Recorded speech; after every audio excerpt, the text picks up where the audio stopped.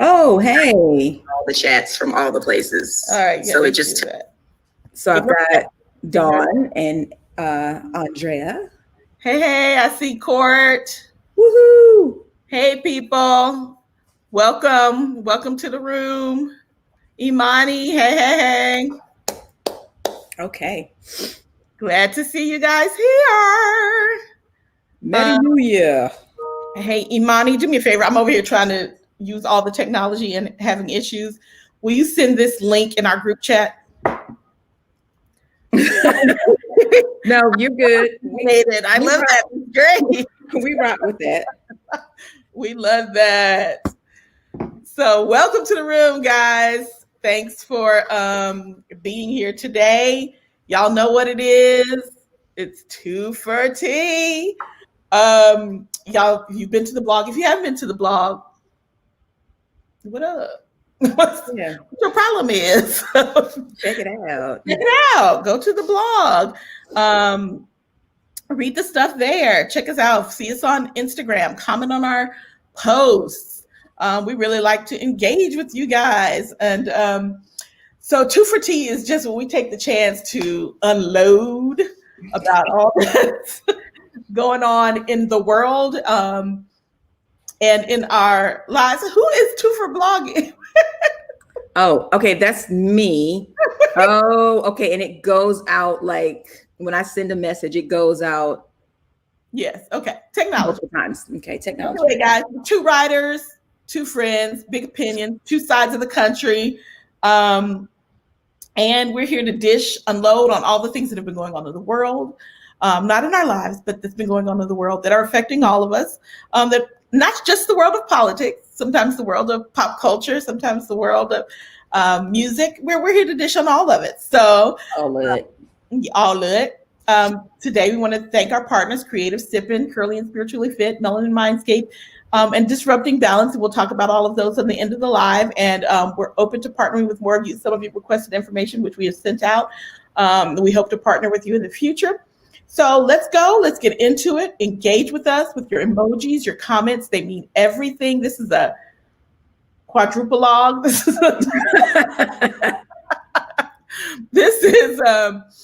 We want you guys, it's not a real conversation if you aren't talking to us.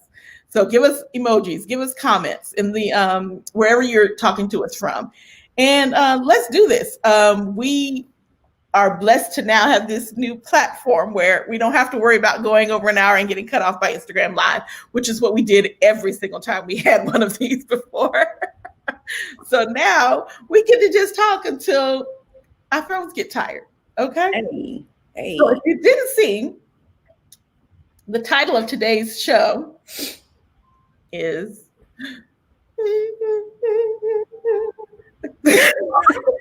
that was my horror movie sound. And I was looking around like the call is coming from inside the house. Inside the house. Inside the house. Yes. So let's get it popping. The A block, special delivery. Special delivery. We're aging ourselves. I know. Hey, wait, I forgot to see your shirt. Oh, Negro League. Yes. I'm feeling it. MLB finally did the right thing. Yes, they did. I got a Negro League hat and shirt for his birthday in December, and then he promptly ordered 6 or 8 more hats. Nice. I don't know which. Nice. A little bit extra. So special delivery. Wait, what does your shirt say? Oh, you know what it says. Free fish. Nice. Georgia delivers the Senate. Can I get some clapping hands in the emoji in the chat box? Come on, y'all. Georgia delivers the Senate. And I'm gonna keep it real with you. I'm gonna keep it 100. I wasn't sure it was gonna happen. I wasn't either. I was cautiously optimistic. Emphasis on cautious. Yeah, because Perdue roundly beat Ossoff in the original election. So there was reason to think that in the runoff. There was no reason to think that in the runoff he would beat him. But yes, Georgia saved the country. Hell, maybe saved the world. Again. Yes, absolutely. I think that, I mean, Loeffler, you know, everybody, she was hated across the board. I think. I mean, you know, even Republicans, and I'm not saying Trumpers, I'm just saying Republicans, thought she was kind of nouveau riche. You know what I mean? Like, she bought her seat. Yeah, absolutely. And if we recall what Marcellus told us in the last show, her husband bought the seat. Yeah. And and she was roundly disliked. I mean, absolutely. Her team hates her. Yes. And in fact, I read a lot of stuff about how Reverend Warnock actually was not on the map for real until I read that until the Atlanta Dream wore those Vote Warnock shirts. Yeah. And it was like, oh, okay, wow. Be your own people. Be your own people. That's the next blog. And it's so funny because I think about these people. So one, I was worried because Ossoff, really, he didn't get it done when he ran last time. Right. And it felt like, why not? Like, I don't understand why not. You're white, you're a man, you're white and a man. Like, I don't understand why you. And so I was really worried because, like you said, in the original election in November, it seemed like some of the same. Like, y'all just really don't like Jon Ossoff, and I don't get it. So I was really pleased about that. I thought Warnock would beat Loeffler because he beat her last time. Yeah, like Deb says, she's an airhead. Her campaign speakers were all one-liners. Like Bev said, she was hated. She didn't have a platform. She was negative, but also she was a robot. People were speculating on her realness for quite some time because she would, I get it. Look, I'm in communication, I'm in marketing. I get it. You control the narrative. You get your talking points across no matter what. That's right. 101.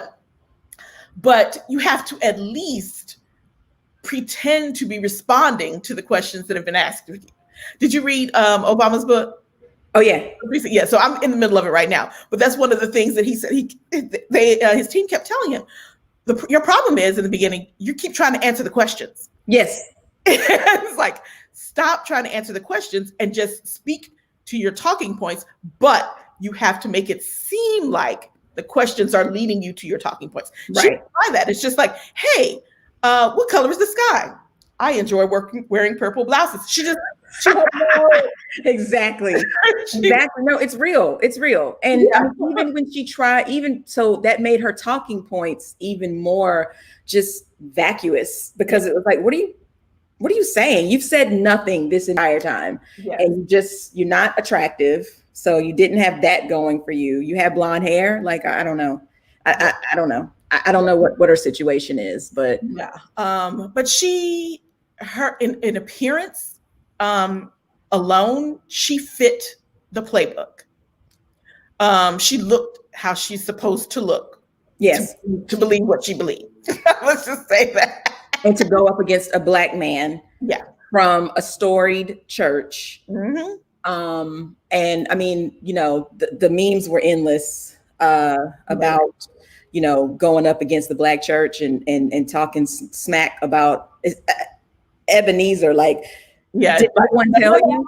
No, you're not from Georgia, so there's no way that you right. Right. Cool. Yes, people did. I saw it's hard to see because pictures can be manipulated so easily these days. But I did see people saying she had an earpiece during the debate where people were feeding her the talking points. And I'd seen pictures where people had like highlighted it and blown it up. And but yeah, she and to answer, we're gonna talk about. Ossoff certainly increased his profile when he threw in with Warnock, and they were campaigning together, right? Which benefited them both. They did the memes, the TikToks, that we talked about this before about Warnock B-rabbiting himself, where he's like, oh, this is what they're going to say. They're going to say this. They're going to say I'm this. They're going to say I'm this. And he's like, this is what we're not going to do. Right. That's what we're not going to do. Talk about Warnock's ex-wife trying to talk about, he ran over her foot, and they tried to run with that, even though the police on the scene. First of all, if you watch the video at all that the Trumpsters played in their campaign ad of the old video from her being interviewed about him running over her foot, you could look at that woman and tell her she's making that shit up. You could listen to it and look at it and be like, bitch, please. Bitch, please. How much wine have you had this morning? It was just clearly so made up.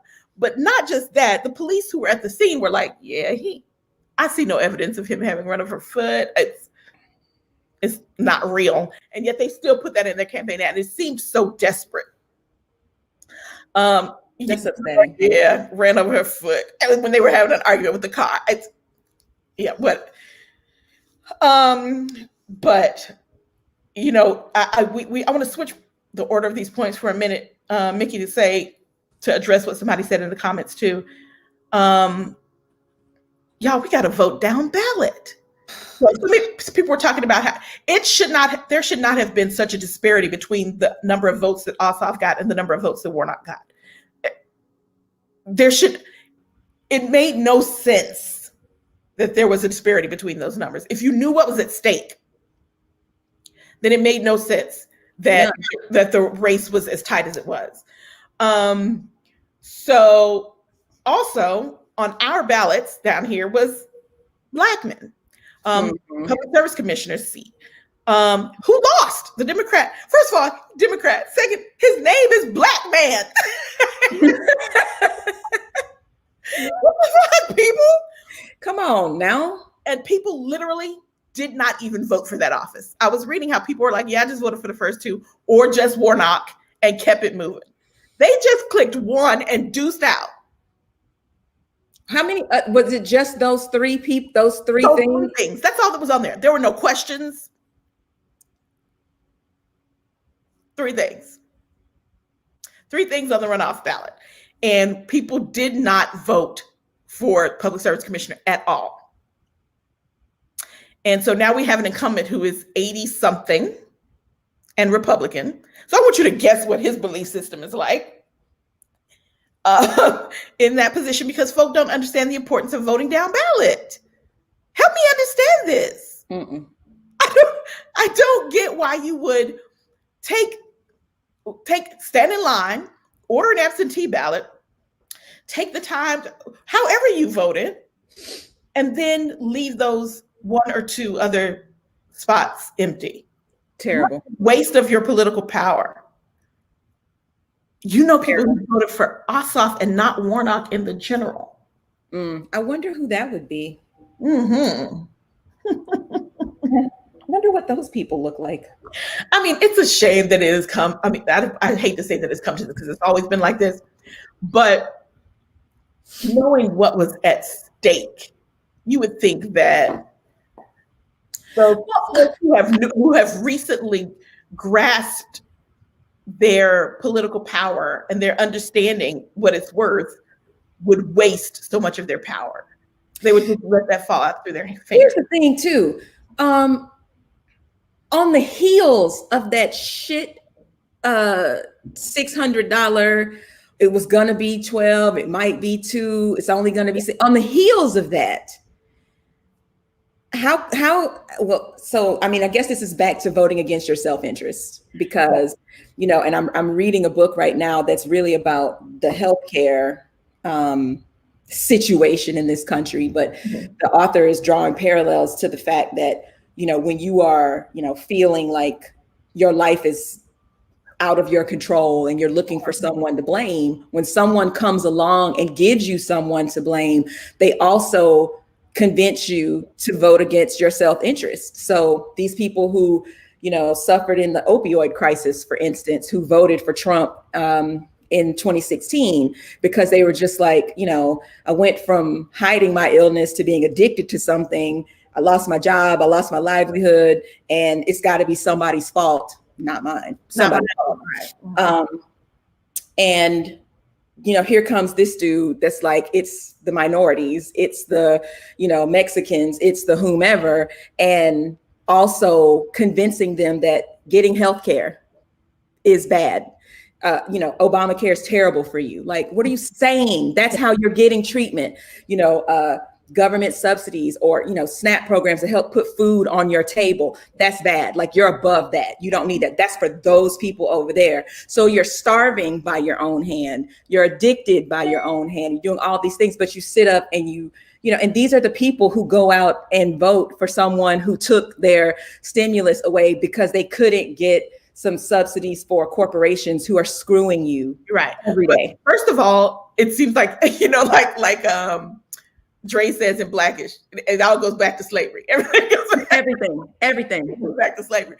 But no, seriously, we're talking about the emergence of Jim Crow, and it's the same belief system. Same. That well, at least it's not my fault. It's got to be somebody else's. And if I have somebody else to blame, that person is lesser than me. But also, it made me think back to, I was laughing last week at Shannon Sharp quoting Voltaire. But quoting Voltaire.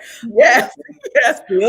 I know Shannon Sharp was on one. He was on a rant and he quoted Voltaire and I giggled, but it was an accurate use of this quote where Voltaire said, if you can get people to believe absurdities, you can get them to commit atrocities. Correct. And that is what's happening. Donald Trump has gotten these people to believe the absurdities you just outlined.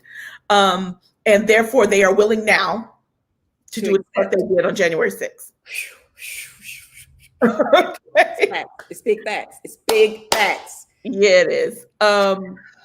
But that said, take a step back and say, Stacey Abrams, I know, right?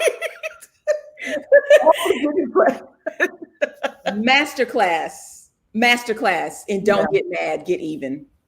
The number of times that she said, this is just a distraction, I was like, that part. Distraction. And boy, all of the news reporters tried to get her to, they tried to rile her. They tried to get her to step outside herself. They tried to get her to call somebody out their name. She was here for none of it. Stacey, it's not me. See, I would have been out here reading people's mail and calling them all sorts of other things. Right? All of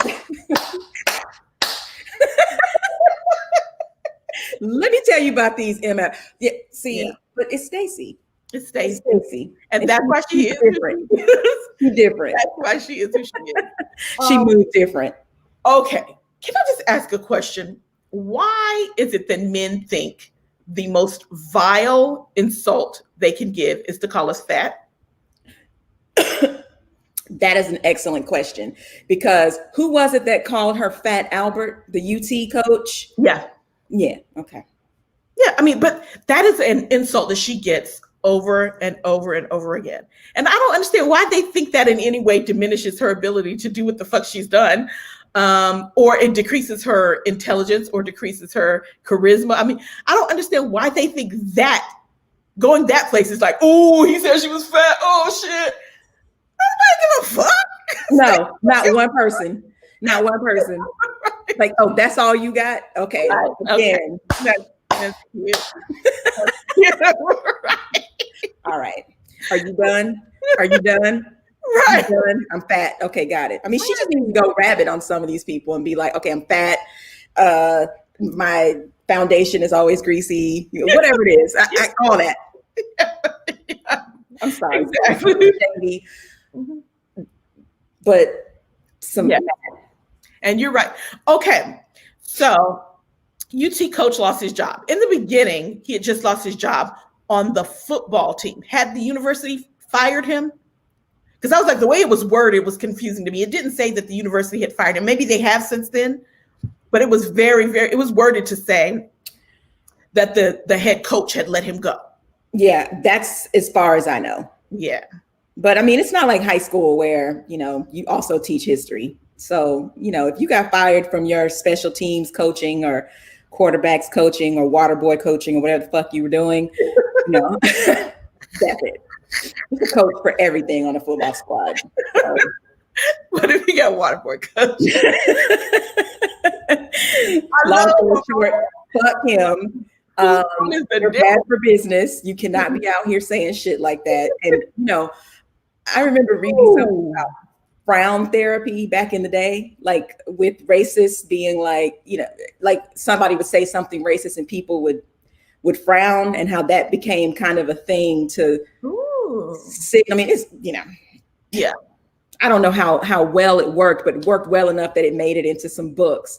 Right. And I just feel like there's a resurgence of, you can think and feel how you want to feel, but there are lines when you hold positions of things that you cannot say and represent us. But there haven't been for 4 years. There haven't been for, it's longer than 4 years. Because that's the other thing. We have to stop attributing this to 2016. Donald Trump's been a fuckboy all his life. Absolutely. But he wasn't president. No, but he wasn't. But I mean, but his pattern of behavior, the fact that he became president in the face of his fuckboyness, it's just, that's the whole. But I mean, it started before birtherism. It started with the full page ad for the Central Park. / exonerated 5. With him feeling like he can just come out and say these things. So of course, because no one ever smacked him down before, and then he came in and was like, yeah, I'm president and I'm still going to be saying these things. That's the thing. And that's what people are realizing now. Is he's president. He can say whatever the fuck he wants. And there was little we could do about it. Right? Because he's president. Yeah. You are a private citizen. You can't get out on these Al Gore's internets. Hello. People out their name and reveal your racism for what it is to the world and not expect consequences. And then to feel trod upon when you face the consequences of your actions. Right. You are a private citizen. The end. The end.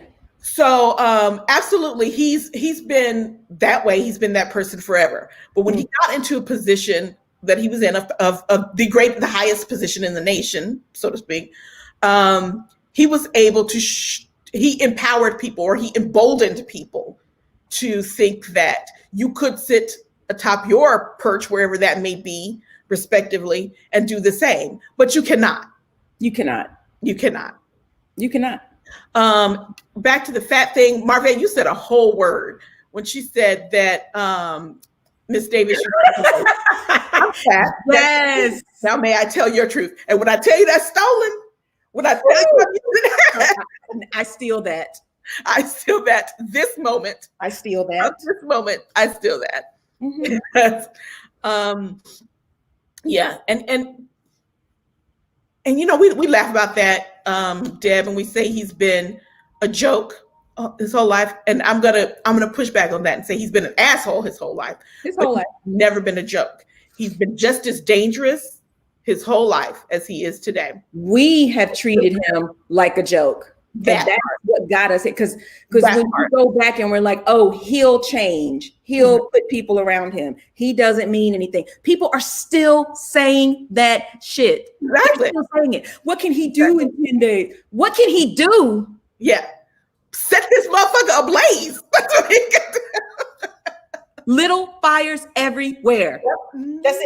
That's it. Chaos. He is the real Loki. That's what's up. Oh, except not nearly as smart. And not nearly as cute. Not nearly. Shout out. Not nearly as redeemable either. Right. I just watched Thor the other night and was like, what happened to you, bro? But yes. We're slipping into the next block. So we're going to pull back on the Trump shit because we have let's do it.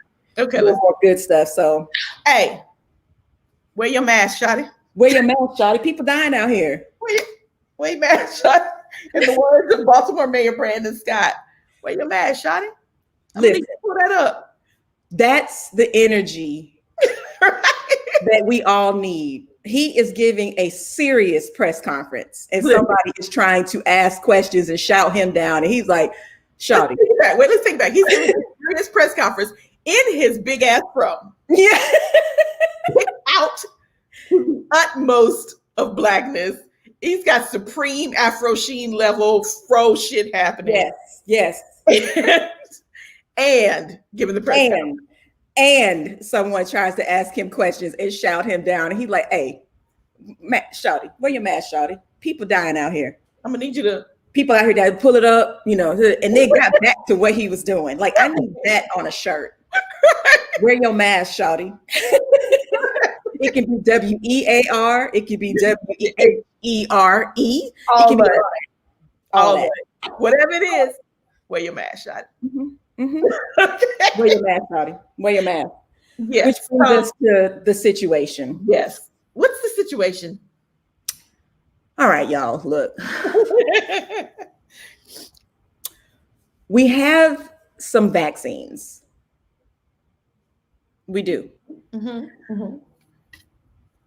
Supposedly, we had millions and millions of doses, which I believe we did. Mm-hmm. Fewer than we were supposed to have because your president. Not my president. That's your president. Oh, the fuckboy in chief. Was like, yeah, we don't need that many. We good. Not only that, like we saw this coming when he, said the Defense Production Act and thought that was saying something, like didn't follow through with any sort of, order or policy, withdrew from the what did he withdraw? The World Health Organization, we don't fuck with them no more. So there's no kind of infrastructure for doling out said vaccine. There's no national plan for who gets it. We're just going to leave it to the states. If your state is like my state, we're arguing over who gets it first. Is it the people who work in a lab that have DR period in front of their names but don't see patients? Is it interns? Is it residents? Is it people over 65 outside of nursing homes, inside nursing homes? Is it custodians? Is it people in jail? Is it homeless people? Is it Black people? So there's all these different permutations, number one. Mm-hmm. And then come to find out, oh no, the best part. This is my favorite part. Okay. My favorite part of all this. Joe Biden comes out and says, when I'm president in a couple of weeks, I'm going to release all the vaccine. Yes.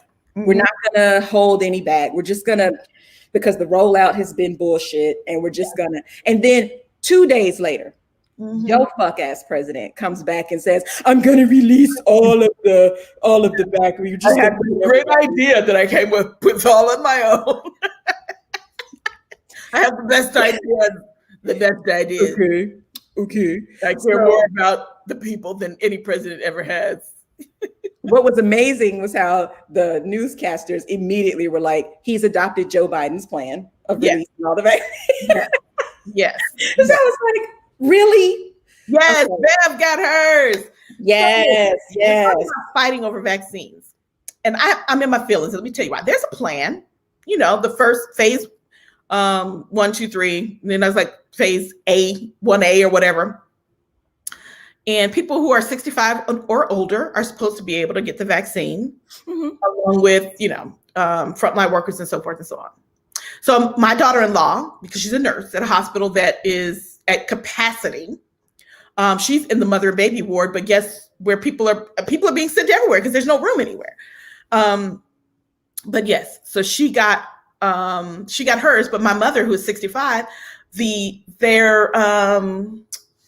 they had to shut down the forms. She can't find one anywhere. But I have a friend who's in marketing for an organization that sometimes does, it's a nonprofit that sometimes, does food banks and stuff for she got hers because she works for a healthcare organization. Just like these, Republicans who were deniers. Yeah, jumping the line to get their shots. Fuck you, right. for gaslighting us this whole time and towing and carrying your man's water and then jumping ahead to get your shot. Yeah, like, I mean, you know, I don't really believe what I'm about to say, but I wouldn't be mad if they Tuskegee experimented them. I'm just not at all. Not at all. I hope, you know, the pharmacist that was giving out spoiled vaccines and the doctor who was giving out antibodies instead of vaccines. Listen, again, you can be an anti-vaxxer. You absolutely can. That is your fucking business. What you can't do is sign the paper saying you're going to give out, because no one's making you give out vaccine. Right. So what you're doing is willful and hateful. As is not wearing a mask. As is not wearing a mask. And so you are with a straight face having people come to your place of business, roll up their sleeve and be like, yes. And you're giving them some bullshit. No. Well, of course it was Florida, Andy. I mean, of course it was Florida. And Eventbrite, I don't know. Kenny says they could have just been using the Google form. I mean, that might be better. I mean, basically that's what they're doing here, because the form that I tried to sign my mother up with the DeKalb County Health Department, when it says this form is no longer accepting entries, it was basically some Salesforce, Google Docs. Salesforce. Not Salesforce. It's a CRM. I don't know. It's not a It's. And I mean, here's the thing. For everybody's information, if you're on the fence, you know, I'm team vaccine. I don't know if we talked about this in November on our last show, but it is. No, we talked about it in our personal group chat. Okay, so it's an mRNA vaccine. It will never get inside of your cells to the nucleus and change anything. So it's not. So it's basically recreating the I forgot what it's called, the spike protein that the virus, you know, inserts into your cell and changes everything, right? So what you have is you've primed your immune system to recognize the spike protein. That's what you've done. The allergic reactions that people are having is not to the mRNA, it's to what's in what they're storing the vaccine in. And so, you know, the worst of it, I think, was like anaphylaxis, which, you know, kind of if it sets in, you know it, trust me. And you go get some assistance, and they give it to you in the form of probably an EpiPen. But the other things are like, you know, if you are, you should state things that you're allergic to when you go get it, right? So they can tell you, yeah, because they've said people who have severe allergies to certain things absolutely should not, you know, take the Pfizer vaccine, or maybe they should take the Moderna one. The other thing too is that you gotta do both doses. Like, you cannot take the first one and be like, woo, I'm vaccinated. It's not how it works. The second shot is a boost. And even then, because I've seen where people got the first shot and then got COVID. Okay, you don't have full protection until a couple of weeks after the second shot. So stop playing. If you're gonna get it, go all the way. If you wind up with some symptoms, it's like getting the flu vaccine, right? And they tell you might get a little, you might have a little, but those are signs that your immune system is working. Right. Don't let people tell you that it's making you sick. The same people who think that they don't get, you know, they don't take a flu vaccine because they think they're going to get the flu. Right. Mm-hmm. And, you know, just do what you do. If you don't want to get the vaccine, that's fine, but keep your ass at home. That's the long and the short of it, right? You have the right to say you don't want to take this vaccine, or you want to know more, or I'm not in danger of getting the vaccine until probably the summer at this rate. Right. But when my time comes up, I'm going to, you know, roll my sleeve up and be like, right here, I need it. Smurfly. Right. I'm like, where do you want to shoot me? Right. And so, Deb, that's good. I've seen a few people who said that, well, actually I have one sorority sister who said that she, the next day, had some soreness, you know, like pain, achy joints, and a little bit at an elevated temperature, but not really fever level. But it was all what you expect to happen when your body is fighting off, or is creating these antibodies. So, And so I'm seeing in the chat people talking about the worst reaction after the second dose. So I have a friend who is an OBGYN in Philadelphia. She's at Penn, and she actually live streamed like the first 48 hours after the second shot. And she did talk about, being really tired and not feeling 100% after the second shot, but also she tempered her comments with the fact that, she had done a surgery each day and that she couldn't really say definitively whether it was just work fatigue or if it was, from the shot. She did take an anti-inflammatory, I think she said, overnight, but, by and large, she's just like, But can I just ask this? Yeah. So? Yeah, that's what she was saying. That's what she was saying. I'm going to be sick for 2 or 3 days. If that means that after this is over, we can get on our way back to normal life. That part.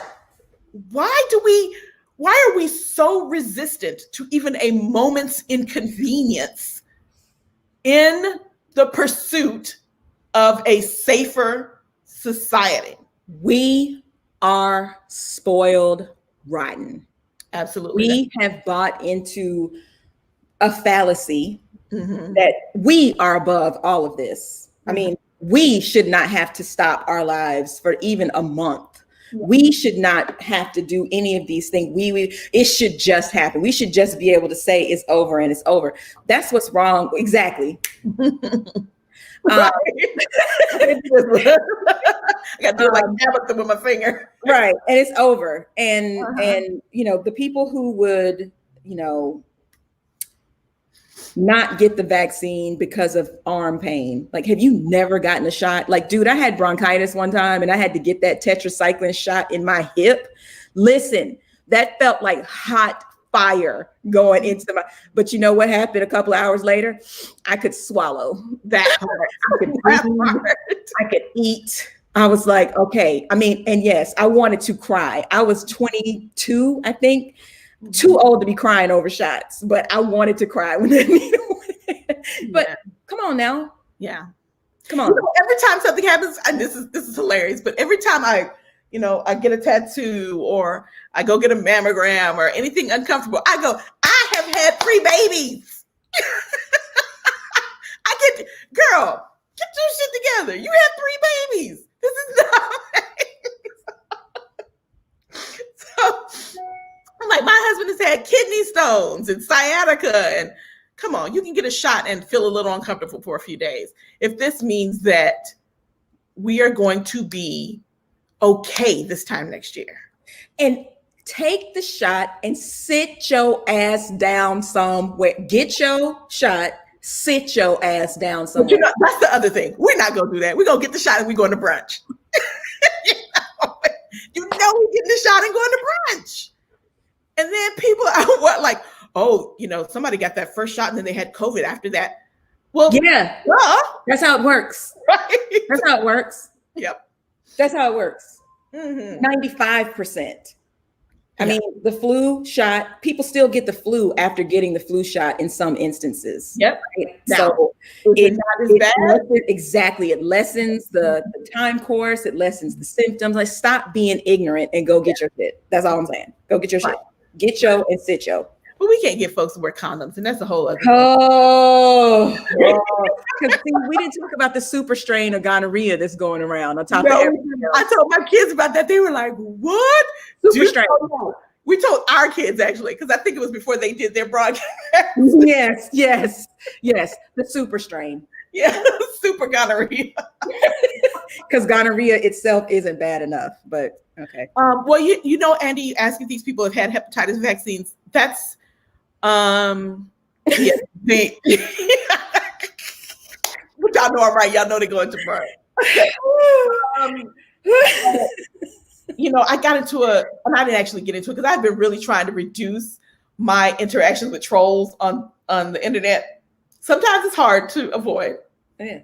But it was a whole thread about and it might be on a group for a college I went to. I won't say the name, but it's a group of mothers for a college I went to.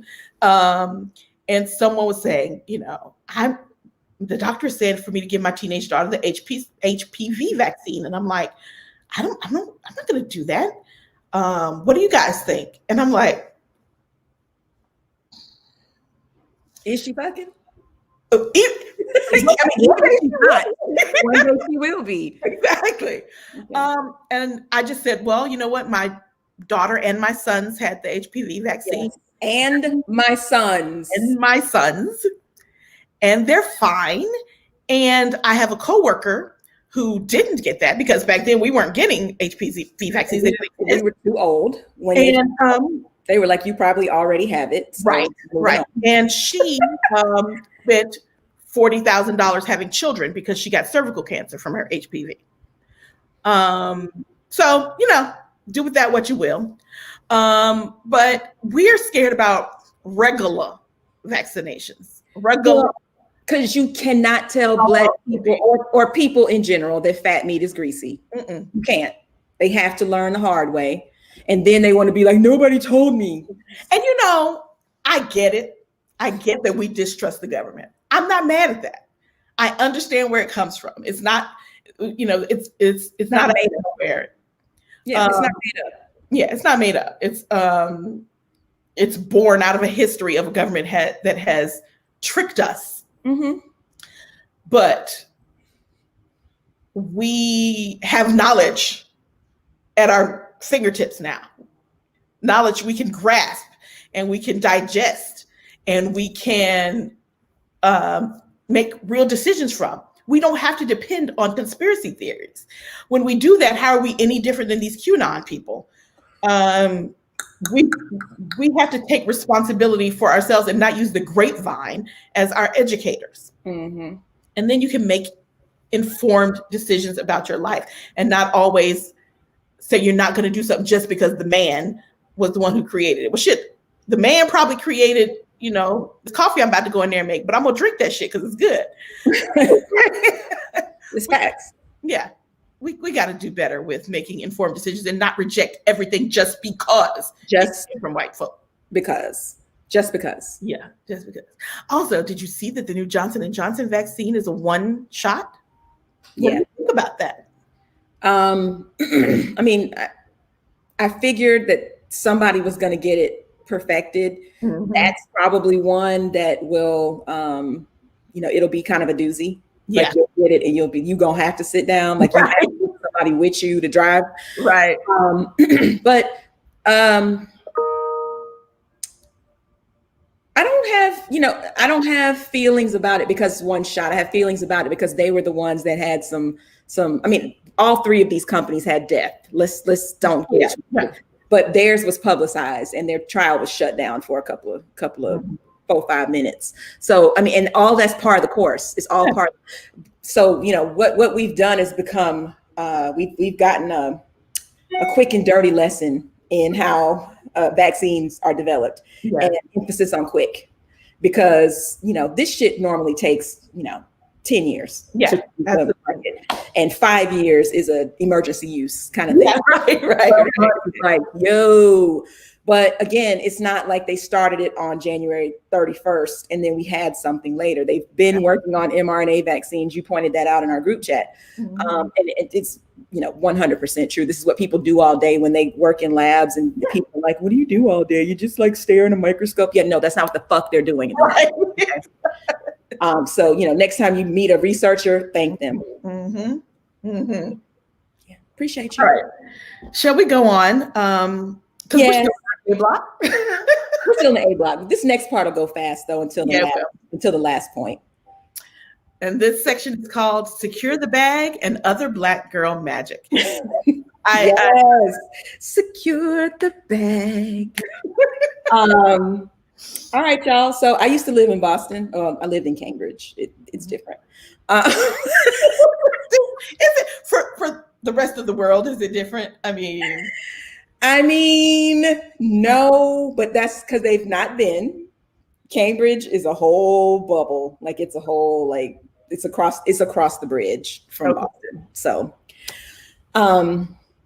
but anyway, Boston's mayor, Marty Walsh, is getting called up to be the labor secretary under Joe Biden. President Joe Biden.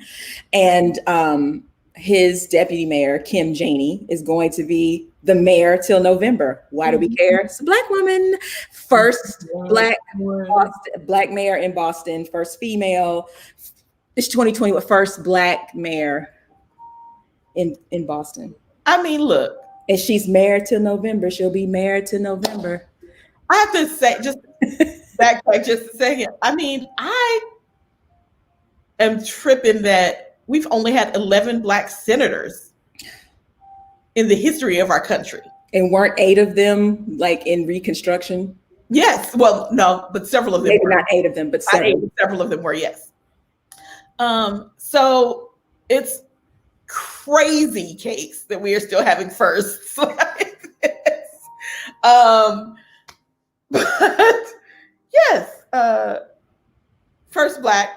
And what is somebody else say? Oh, you lived in not the Bronx? It's a whole story. It's a whole. Okay. Oh, it's a whole story. Okay. So yes, and then Abby Phillip of CNN. I love her. Yes, I do too. I think we all. You know what?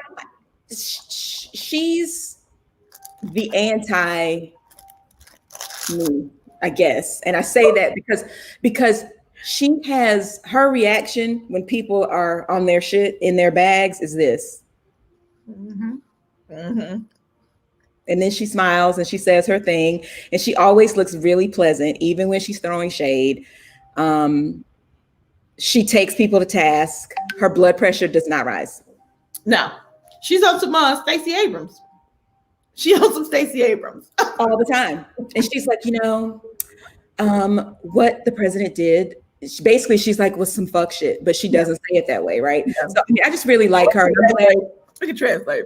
That's exactly. That CNN finally got their shit together, because MSNBC was running circles around them. Yeah, Black girl game. Yes. Tiffany Cross, check her out. Joy Reid. I think their new vice president of programming or something is Black. I mean, CNN was lagging. So Joy Reid on here anywhere? We don't, but I mean, when we talk about the comment heard around the world, it was on her show. So, Okay. Anyway, yes, more Black girl magic. Shonda Rhimes. Listen, I don't know if y'all have. Okay, first of all, if you remember a few shows ago, we really talked about Shonda and how she took her stuff from ABC and was like, yeah. You don't recognize what you got? I'm out. Right. And she over here at Netflix showing out already. Best. Showing out already. So y'all saw Bridgerton. And if you didn't, you've heard about it or you're going to watch it. And we're about to do a blog post on Bridgerton. So y'all will see our review of it on the site soon. How about they just got 8 more seasons? 8, y'all. 8. Shonda just be out here. She be out here showing out at a level that is obscene. Obscene level of showing. First of all, 8 seasons on the strength of 1. Okay. 8. Not next season. We're gonna give you another season. 8 seasons on the strength of 1. And mind you, it dropped at the end of December. Yeah. Like mid-December. And it's just mid-January. So in a month. Yeah. They were like, oh, we see what you're doing. And we've seen your history of how you elevate all the shit to which your name is attached. So we're going to go ahead and get our little we're going to go ahead and invest. Listen, Black girl magic. I'm rewatching it. And last night, one of my sons came into the room and he was like, I love how they just gather people. What year is this set? I was like 1813. He was like, they are gathering people in 1813. He was like, I completely get it. And I was like, it's Shonda Rhimes. And he was like, okay, yeah. That all tracks. That all tracks. Now, don't watch it with your kids in the room, but no. It's not suitable for children. Yeah, Margaret, you can't watch it with Gavin in the room. So just so you know. No, from the first frame. Yeah, it's a show Or from the first, like, yeah, no. Mm-hmm. Before they roll the first set of credits, it's inappropriate. So exactly. But Black Girl Magic. Yes, Black Girl Magic. Okay, the Capitol Police have a new police chief. Because they needed one. We're gonna talk about that in the next blog. But her name is Yogananda something Pittman, Black woman. She's the new chief of the Capitol Police. Because the old white guy that was doing it before clearly was not about his business. And he's since been they've accepted his resignation. Right. Which I wonder back today. Was that of his own accord or well, they said they were going to fire his ass. And he was like, well, that's all right. I'll quit. Effective January 16th. Like, where they do that at? Yeah. Like, you fuck this up and you get to say 10 days out. In 10 days, I will. Yeah. Yeah. God's still working on me. God's still working on me. Okay. Just too much petty in my spirit. Way too much petty. Way too much petty. Yes, but she is the sister and she is an HBCU grad out there showing out with the Black Girl Magic. I don't know nothing about MLB, but so Major League Baseball has a new coach among its ranks. Her name is Bianca Smith. And she will be coaching the Boston Red Sox minor league squad. So Black chick, in Major League Baseball, amazing. And again, with Boston, like, what are they trying to like remake their image and not be the most racist city in America? Or don't jump the gun. They don't believe that that's who they are. Mm-hmm. They believe because it's not replete with, Confederate flags everywhere that they're not racist. But they still don't want to touch your hand. They're like 1999 racist. Yeah, y'all better read up on Boston. They wrote the book on that shit. Mm-hmm. But yes. And the ultimate of Black Girl Magic in this year of our Lord 2021 is President-elect Kamala Harris. She's out here on this Vogue cover that some of us, there were two covers. I'm about to pull it up. I'm going to pull it up and I'm going to show y'all. Okay, are you going to show both or are you just going to show the one you hate? I'm going to show both. I'm going to show them side by side. Okay. So, Vogue is Vogue.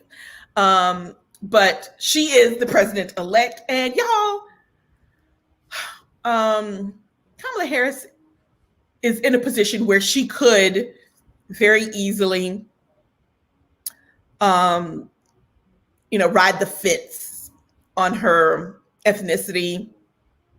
But Kamala is so firmly aware of who she is. Firmly. That she, I don't know if y'all watched last night, if anybody did, but AKA had their Founders Day program last night, and it was public. It was open to the public. It was. Was it? I didn't realize it. I had it in my ear because they were using non-public terms. So. They look, shh, not in front of company, but it was public, open to the public.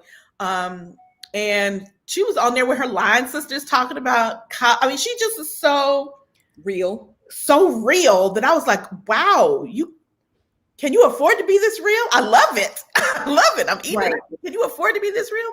So yes, here's the cover. Okay, I didn't read the story. What does the story say about the cover? We're not gonna read the story.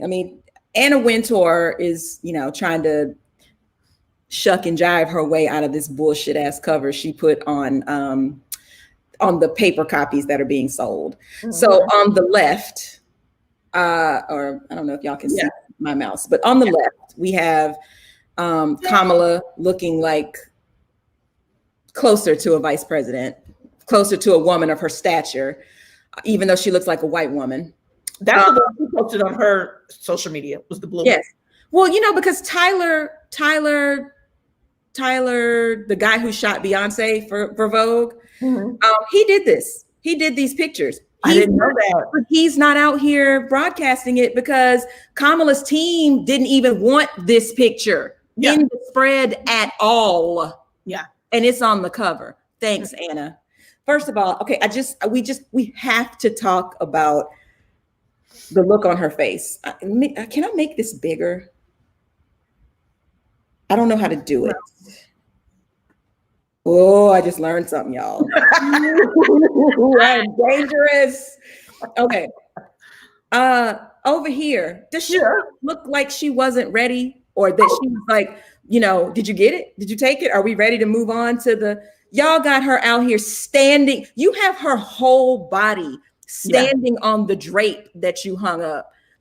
We took better pictures at Harry's. I mean, the composition is fucked up. Trash. Trash. Look, the curtain is like somebody forgot to straighten them out. Where is the production assistant? Can we get some steam on these curtains? Absolutely. Yeah, it's bad. It's trash. There's just so many things. The look on her face. The look on her face, somebody said, say, dick and balls, something vulgar. She's like, say what? I was like, just stand right here and take the picture. Like, can I put some lotion on my ankles? Right. And I'm thinking about all the ways, I get it. Someone was trying to pay some homage to AKA cool. Someone was trying to pay homage to the fact that she rocks Chucks all the time. I'm with all of that. Because I would rather have seen some. That's what I'm about to say. Some old shit, some old up to your face. I mean, no style to this at all. Yeah.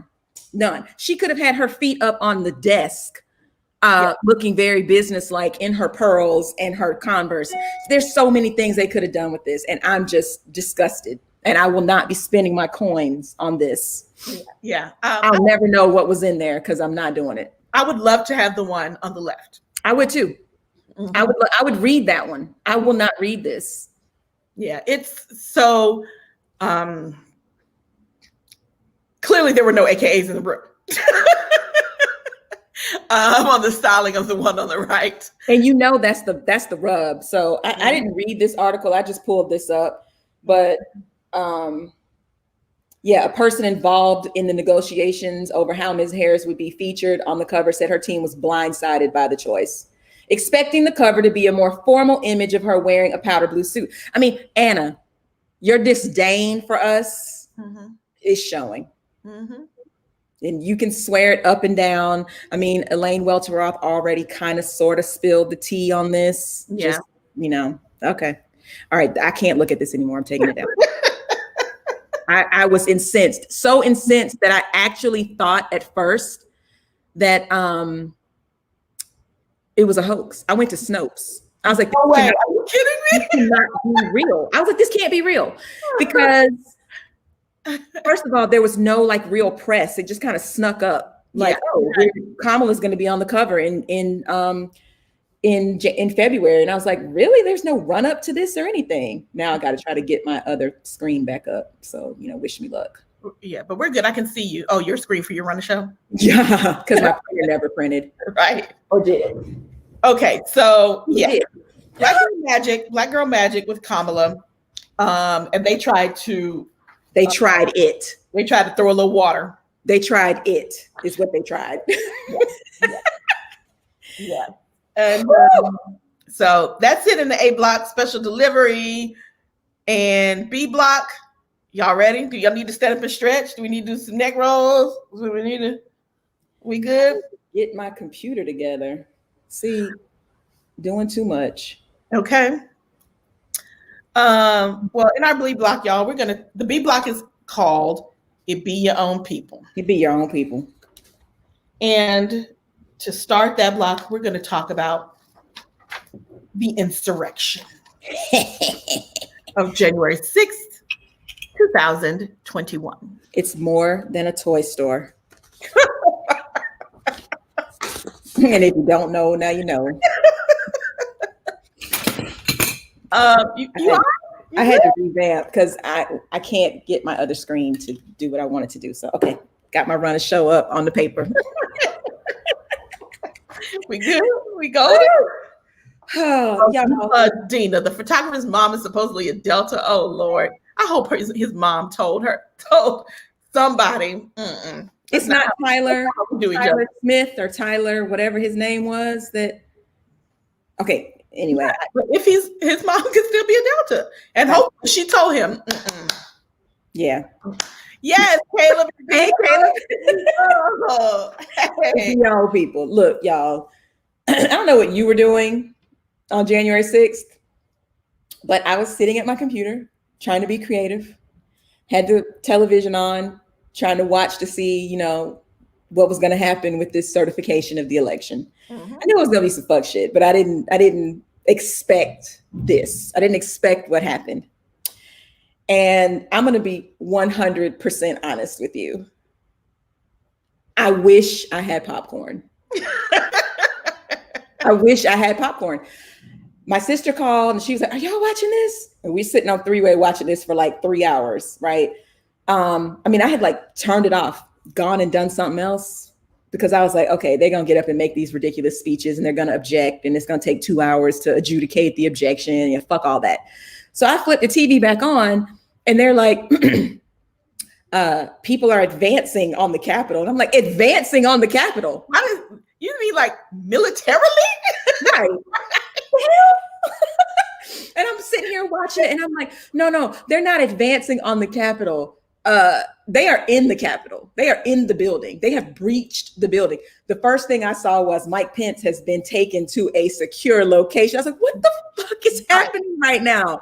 So this is going to be one of those days like 9/11 where everybody remembers where they were. You see, Imani was getting her hair braided, doing work. Yeah.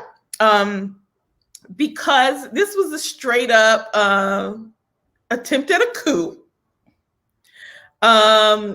Fiction writers should just stop. Listen, you would get kicked out of a writer's room for this being the next thing that happened. They'd be like, okay, you clearly need some shark. Yeah, you jumped a shark to jump the shark. Like what? You are inside the shark's belly, jumping another shark. What the hell is going on here? Like, stop smoking. Yeah, this is not. Yeah, like folks say this season of America is ghetto as fuck.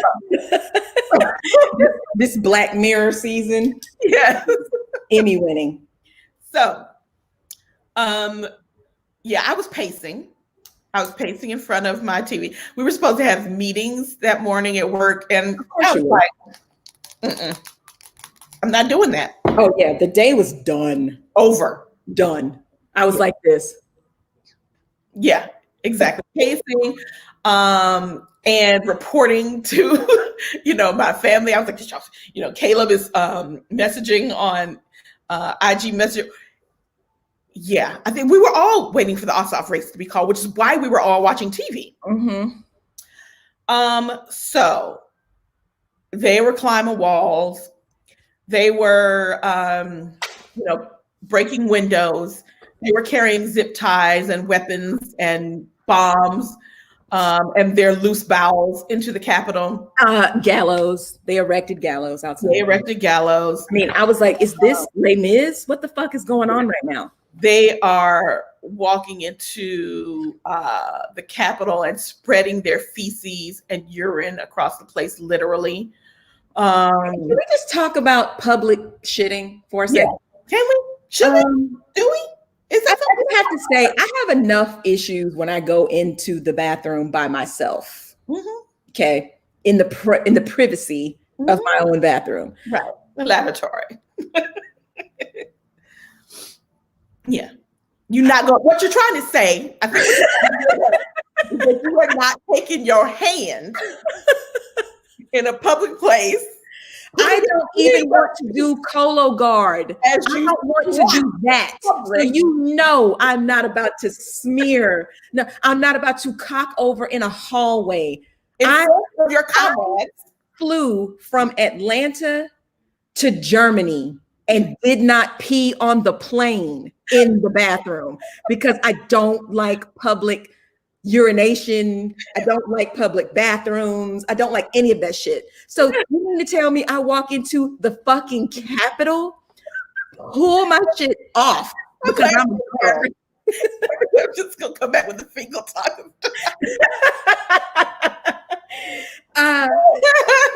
Ew. Yeah, ew.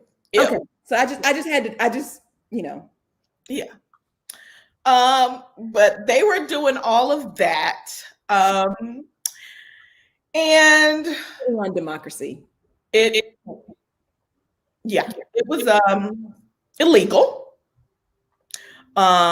You know, they had this whole idea, they were saying so that this is the people's building. It was felonious. Yes. It was felonious. We did that last time. Isn't that a felony? Yeah.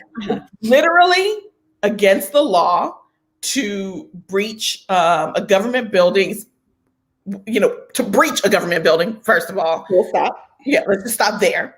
But then to do so with weapons and the intent to harm, illegal as fuck. So that's what they were out here doing. Then they're out in the yard claiming that they are victims once the police play deal with them with some tear gas and or mace. These motherfuckers had masks. They were ready for your tear gas and mace, but thanks. Yeah. Except for Elizabeth. Elizabeth wasn't ready. Elizabeth wasn't ready. She also was lying. That part too. Okay, yeah. I don't know, Andy. I don't know. Lots of years. At least one, according to the executive order that 45 signed over the summer about desecrating public monuments. Mm-hmm. At least. Tweet for everything. Okay. Yeah, they do not age well. All right. But can we first talk about how they came up in there looking like the Clampetts? Oh, they did. Taking pictures and shit. And the discussion that we had in my domicile was, and you'll appreciate this, and you Marvel fans will appreciate this. So Winter Soldier is hands down my favorite Captain America movie. Like, if it's on, I'm watching it, and my kids will co-sign. Like, oh, Winter Soldier's on, and the Super Bowl, I'm watching Winter Soldier. Wow. So there's a scene where they have to, they're tasked with freeing some hostages. Yes. So Cap does all his acrobatic insanity, you know, and they get all the hostages or whatever. And he walks in, and Natasha is like stealing files. And he's like, our mission was to free the hostages. And she's like, that was your mission. My mission is to get files, bitch. So we were talking about the optics of all of these hillbillies walking through here, taking pictures and shit, and how they were like the decoys, because that's what they keep showing. They keep showing the shaman. They keep showing these crazies, and they're not talking about the Jenny Thomases who funded this shit. For those of you who don't know, Jenny Thomas is Clarence Thomas's wife, who still harasses Anita Hill to this day for an apology. They don't talk about the well-funded people who were there, who paid for the buses and the planes and the hotels and all of this shit, because they want us again to focus on the image of yahoos doing this. These people, these are your dentists and your doctors and your attorneys and your kids teachers and your college professors and your well-educated people that you know, this is why we can't deal with them. Your leadership, your middle school teacher, your kids' piano teacher, you're gonna bust out and say, oh, he was a really nice guy, or he is a really nice guy. I can't believe. It's like your pastor. Because this is the image that they sent you. For some of you, it's your elected officials.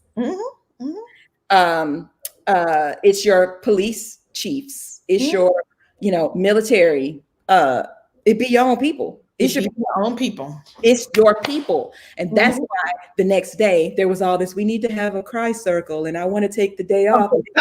Stop. Yeah. We got to come back to that, because that's later on.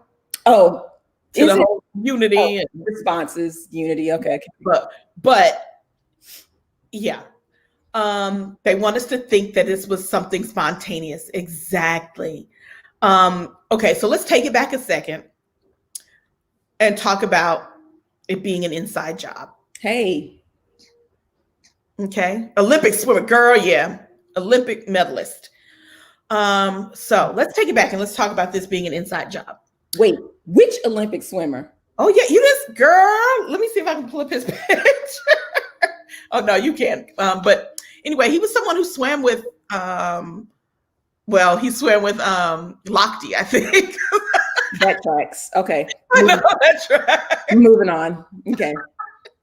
But yeah. So if you don't at this point realize this was an inside job, you are delusional, and I guess willfully ignorant.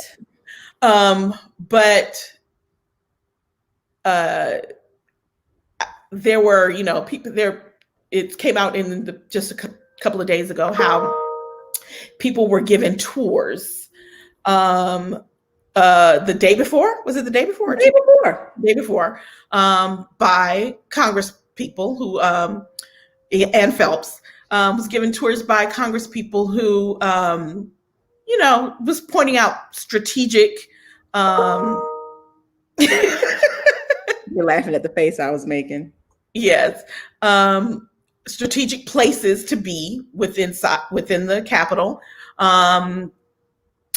There were people who knew where secret offices were when they came in. There are pictures of people that they took of themselves and that reporters took of them inside secret offices. Secret. Not offices that are just, Not the ones with their names on it. Yeah. Secret Office. That people are like, I've tried to find that office before and had to call. Right. So how do we think preaching to the choir, but Ayanna Presley's said her panic button was ripped out of her office. It was not there. The whole apparatus gone. Yeah, like, I've used it before. I've used the panic button before. She said her interns were like, it was gone. Like there's like a hole in the wall where the panic button should be. Wow. Right. While they're running through the halls talking about hang Mike Pence. Right. There were, if you read there was an article that the Capitol Police, and we'll talk about that more in just a moment, but one of the two Black Capitol Police officers anonymously contributed to an article where they said that as people were bum rushing the doors and they were asking them to not do it, that they were like, you're holding Blue Lives Matter flags. Don't you care about us? And they were flashing their badges at the officers saying, yeah, we're one of you. We're doing this for you. There were lots of people with long-term military experience, combat experience. There were former Secret Service agents. Yeah. Mm-hmm. Yeah. So if you at this point don't believe it's an inside job, then yeah, willfully ignorant. But now the question becomes, did Trump, I didn't even say his name. Yes, he did. Did the president attempt to kill Mike Pence? Not only him, Well, but Pelosi and whoever's next because they were all there. Yeah. He wanted to get rid of the entire line of succession because he wants to be installed as the forever president. Yeah. Forever dictator. So can you imagine having to come back that evening and help certify votes when you found out your boss just tried to murder you? There is no fucking way. Do you understand how quick, and he was visibly pissed. Yeah. Right. Mm-hmm. The end of my remarks would have been, look at me. I'm the captain now. Right. This motherfucker, no. I'd have been like, what are papers for the 25th? What are the 25th papers? Somebody draw up some papers. They would have been like, we're not coming back into session until we're hearing that they're not coming back. Mike Pence is signing the 25th. That's what the reporting would have been, because there's no fucking way. Dude, my family was there. Mm-hmm. I had to be rushed to a secure location. And I got to thank a Black man for saving my ass too. You out here making me look bad. You making me look real bad, Donald. And there were Congress people, and I don't want to say who, because it was a particular person that I can't recall right now, who was tweeting about how Nancy Pelosi had been removed to a seat. We're tweeting the whereabouts. It was a woman, and I can't think of her name right now, but and they're wondering what to do with her, and that's the part that's pissing me off. Yeah, get to that later, but, right. but yeah, whatever they said he did that shit. Yeah, I cannot imagine going back to work the next day, knowing my boss, whether I look at him in the eyes or not, down the hall, tried to murder me. And not only that, all the people, everybody suffered during this siege, this saltine siege, as Bossip called it. Or as Jared Lodeholt calls it, the Cracker Barrel coup. Yes, the Cracker Barrel coup. Mm-hmm. When they started with that foolishness, the civility is what I'm trying to say, gone. Yeah, it was the QAnon chick. Yeah. There's no more civility. So when you stand up during the proceedings and you're like, I wish to object, I'm calling you flat out your name. Like, I'm standing up, I'm talking over you, I'm calling you everything but a child of God, because how dare you? How dare you still, after all this, get up and say, you're objecting. Like, now I want you to look me in my face and tell me your vote to me doesn't count because you voted the wrong way. Yeah. No. Yeah. No. But it's an inside job, and yet they want to just get back to business as usual. And out your rabbit ass mind. Out your rabbit ass mind. So let's talk about me right back there. That's where you had me fucked up. Right, right back there. You had me fucked up. Let's see. Put that hand backwards. She had me fucked up 3 days ago. Yeah. So you got Cori Bush is basically where Cori Bush is basically where you are. Yeah, Cori Bush is basically, let me tell you something. She probably would come up under the media response. But when I tell you she was on TV and she was like, when you work at McDonald's and you show up late for work too many times, they fire you. Have these people not worked? She had her tattoo all out right here. I was like, I know she wants to say the N-word so bad. She wants to say it so bad in reference to how white people are behaving, because she's like, where they do that at? Yep. That's the vibe she was giving. She was like, don't talk to me about that. She called him the white supremacist in chief in her 24-second during the impeachment proceedings. They all had 30 seconds. She took 26 seconds, I think, to say she had to say, and ended with, it starts with removing the white supremacist in chief. Come on, Cori. Let's talk about the police response, or the lack thereof. Again, we talked about how there were police officers among the seditionists and flashing their badges. We talk about, I love how Trump likes to come in and edit history and say that he very quickly got out the National Guard. No, you didn't.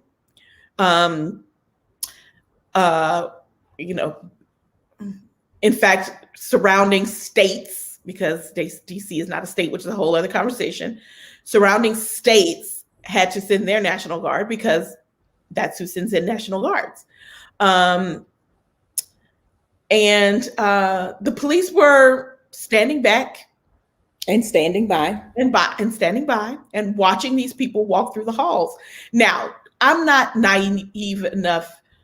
Let me rephrase that, because that's a whole different point. But I understand when you are overwhelmed, that people can be overwhelmed. But I also understand if you don't let them in the building, you can't get overwhelmed. So they were if you don't open the barricades. Exactly. Barricades, you can't get overwhelmed. So we have video proof of the police opening the barricades. We have video proof of the police waving them in. We have video proof of the police stopping to take pictures with these idiots. Video of them escorting them down the stairs gingerly after, please leave the Capitol now. Yeah, don't worry about getting arrested. Don't worry about laying down and getting handcuffed. You may walk out here. Here's the exit. I hope you enjoyed the tour. Y'all going home now. And here's the thing, though. I'm not necessarily a cab. You know what I mean? because there were some officers there who we read, for instance, those two who reported anonymously, who were genuinely shocked that this was allowed to happen, and shocked to think that their colleagues may have been in on it. And who intimated as such when they said that their chief was MIA. It was supposed to be an all hands on deck situation, and their chief and other high-ranking officers were nowhere to be found, couldn't be contacted. Nowhere. And I mean, we've all felt betrayed before, but can you imagine the level of betrayal they feel knowing that they were willing to put their lives on the line, as they swore they'd do when they took on this job, only to find out that their coworkers were also willing to put their lives on the line, not their own. Going in there waving Blue Lives Matter flags and knocking down police officers who didn't look like those who were in your ranks. It's a further proof of the hypocrisy. And they were their whole demeanor was super casual. It was super entitled. And, toward the end, when they had like the line of police officers standing on the steps, I was just like, they look like they're like, the police officers. Oh yeah, we know the entitlement. I mean, Joy Reid took us straight to church so much that she had to take a break afterwards. She was like, I need to. Yes. About, not being afraid of the police and how the police work for them. And, I love the whole, we pay taxes. Bitch, you ain't paid no taxes. Shut the fuck up. Right. And this is our house. Actually, mistaken. Actually, it's my house. But, but no, the police were super casual, to have known, like, so for one thing, I love how these people, like the narrative comes out that they were unprepared, and you bend over backwards to say, no, we knew. Well, then if you fucking knew, where were the guns? Where were the bodies? Where were the, how did they get that close? We're talking about the difference between someone driving past the White House and making a U-turn and getting killed versus running up on the plaza when the building wasn't even supposed to be open. Yeah. It wasn't supposed to be open. No one was supposed to be in there. So in my brain, as my friend Dawn would say, in my brain, anybody who breached those doors at all is now a combatant. And so when you breach the doors, bodies got to start falling. And you can shoot for the knees. You ain't got to kill nobody. You can shoot below the waist. Or you can shoot people in the chest and it is what it is. But you weren't where you were supposed to be. You weren't supposed to be here. Right. So all this hand wring about what could we do and what were the rules of engagement, the fucking rules of engagement are protect the Capitol and the people in it. So if people come in, that's it. It ain't no talking, negotiations, and we all know and all that shit. Fuck all that. But we all know that many of them went there with the intention of becoming martyrs. Sure, you know that. Sure. We know that many of them were armed. Sure. We know that, and this is. I mean, I'm not saying don't do anything. I'm just saying you have to understand that when you come up in here like that, you're starting some war shit. This is some war shit, and we needed to be prepared for war, and we need to be able to act like soldiers. Yes, and you need to understand, again, to my point about the image problem, is that a combatant is a combatant. It doesn't matter that they come in looking like Hans Gruber from Die Hard. Not Hans Gruber. Not Hans Gruber. Alan Rickman. But, if you break into my apartment, I'm not going to stop and be like, oh, well, you don't look like you're here to do me harm, so it's all good. No, you're getting some shit outside my door. Yeah. But once you breach the threshold, you have proven that you have the intention to harm my family. Correct. And that's why I put a cap in your ass. That's the end. The end. Like the mama. The end. We'll deal with the rest of that shit. So again, you're understaffed that day. Why? they've been talking about January 6th since November 3rd. So January 6th, it should have been all hands on deck. Yeah, I mean, they had, we talk about the chatter that was all over the place. It wasn't secret. It wasn't secret. They had t-shirts, bitches. They had t-shirts printed up. First of all, I mean, I needed somebody like a bakery who didn't want to, make a gay cake to be like, I'm not printing your insurrection t-shirts, but that's a whole other thing. Okay. Okay, so let's talk about the consequences and repercussions of seditionists. The real seditionists of the United States. Yes, exactly. 45,750 got duly and readily blocked from every possible platform. I mean, how do you get blocked from Spotify? Help me understand. Somebody said not somebody, Google blocked him. What does that mean for Google to ban you? What does that mean? He got to be able to search because you don't have to put anything in. But does it mean he can't get his Gmail? Oh, yeah, I saw that. Yeah, Capitol Police received warning. They absolutely did. They didn't, but the people who are getting the warnings are unwilling to share the news or unwilling to tell people the the gravity of the situation because they wanted to see it happen. Yes. Somebody said, do you ever see people are asking where the police were? They were like, do you ever see Hannah Montana and Miley Cyrus on stage at the same time? I saw something on Embracing Black Culture where they said, why did it take so long for the police to get there? And it was like, well, considering they had to go home, change clothes, they really made good time. I mean, it's facts. It's big facts. It's Snapple facts. Yes, Spotify. Yeah, Pinterest. When Kev on stage said he can't even look up some inspiration, he can't make no couscous. They like shut all the way up. I mean, all of them. And that Amazon ditched Parler. For those of you who don't know, Amazon Web Services basically is a platform for all the shit we use. Yeah, if you AWS. Yeah, it's on Amazon. So Amazon gave Parler the business, and so all of those folks are now.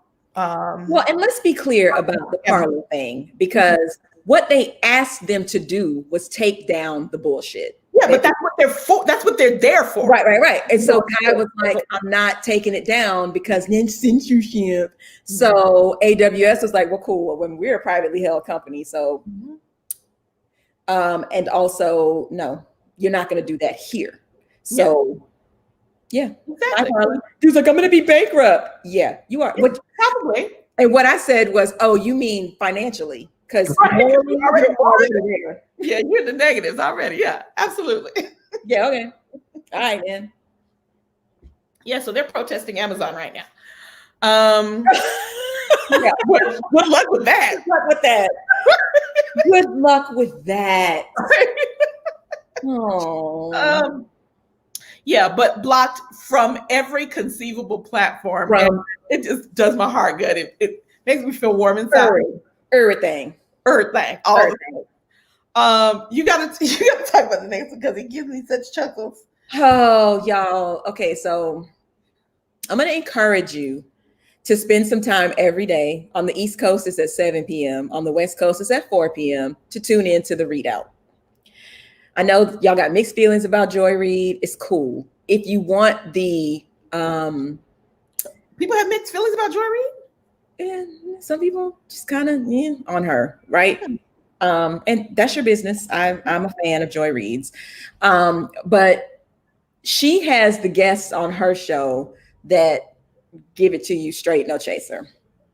And she had Charlie Sykes and Dr. Jason Johnson on her show. She has them on her show all the time, but last Friday she had them on her show, and Jason Johnson made a Game of Thrones reference. He said that they were talking about Lindsey Graham getting harassed at the airport. boohoo. Yeah. And Yeah. tears of a clown. Right.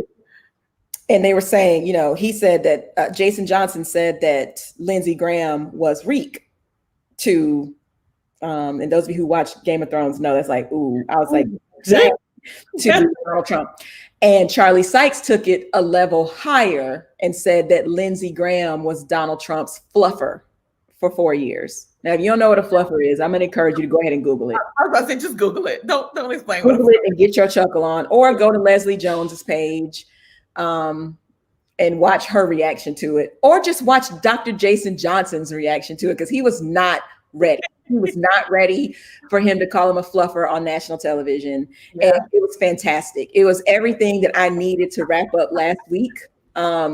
My husband and I sat here and we were dying laughing, like spit take laughing. So, it was just great. It was great. You gotta love it. So you get blocked from everything. You becomes a reek and a star. Yes. Yes. And can we talk about all these little chickens coming home to roost?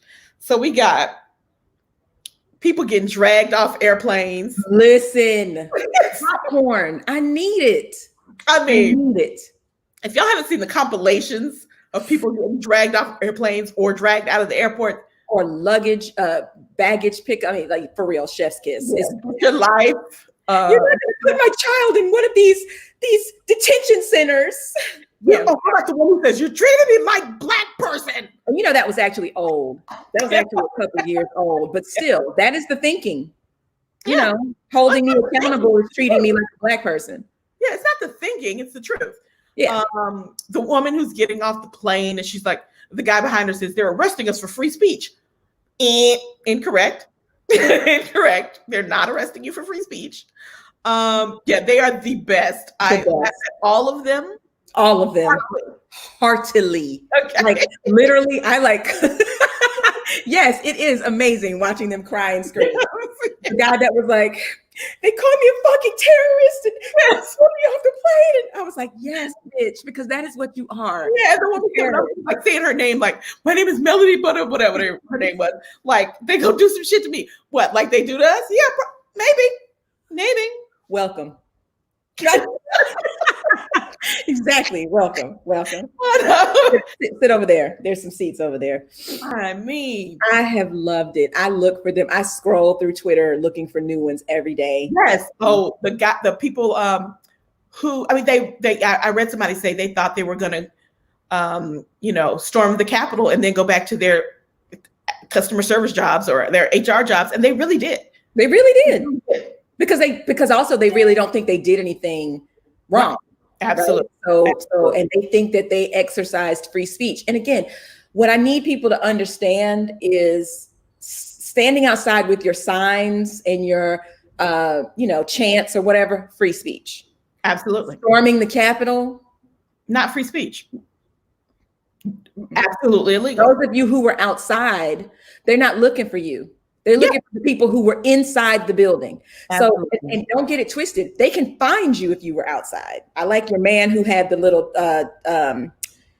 what's the thing the kids like? The platform with all the dancing. Why can't I come up with it right now? That's what the dancing. TikTok.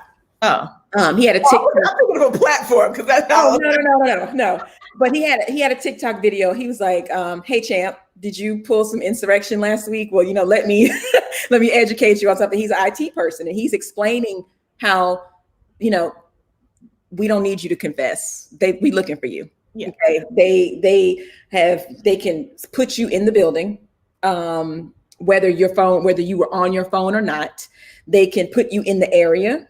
They can do all those things because it's the fucking Capitol. It's the government. Like, understand, they can Julian Assange your ass is what we're saying. They can find you. So you don't have to be on camera talking about, even though your dumbass was on camera talking about, "Hey, I'm in Nancy Pelosi's office. I took this, I took that."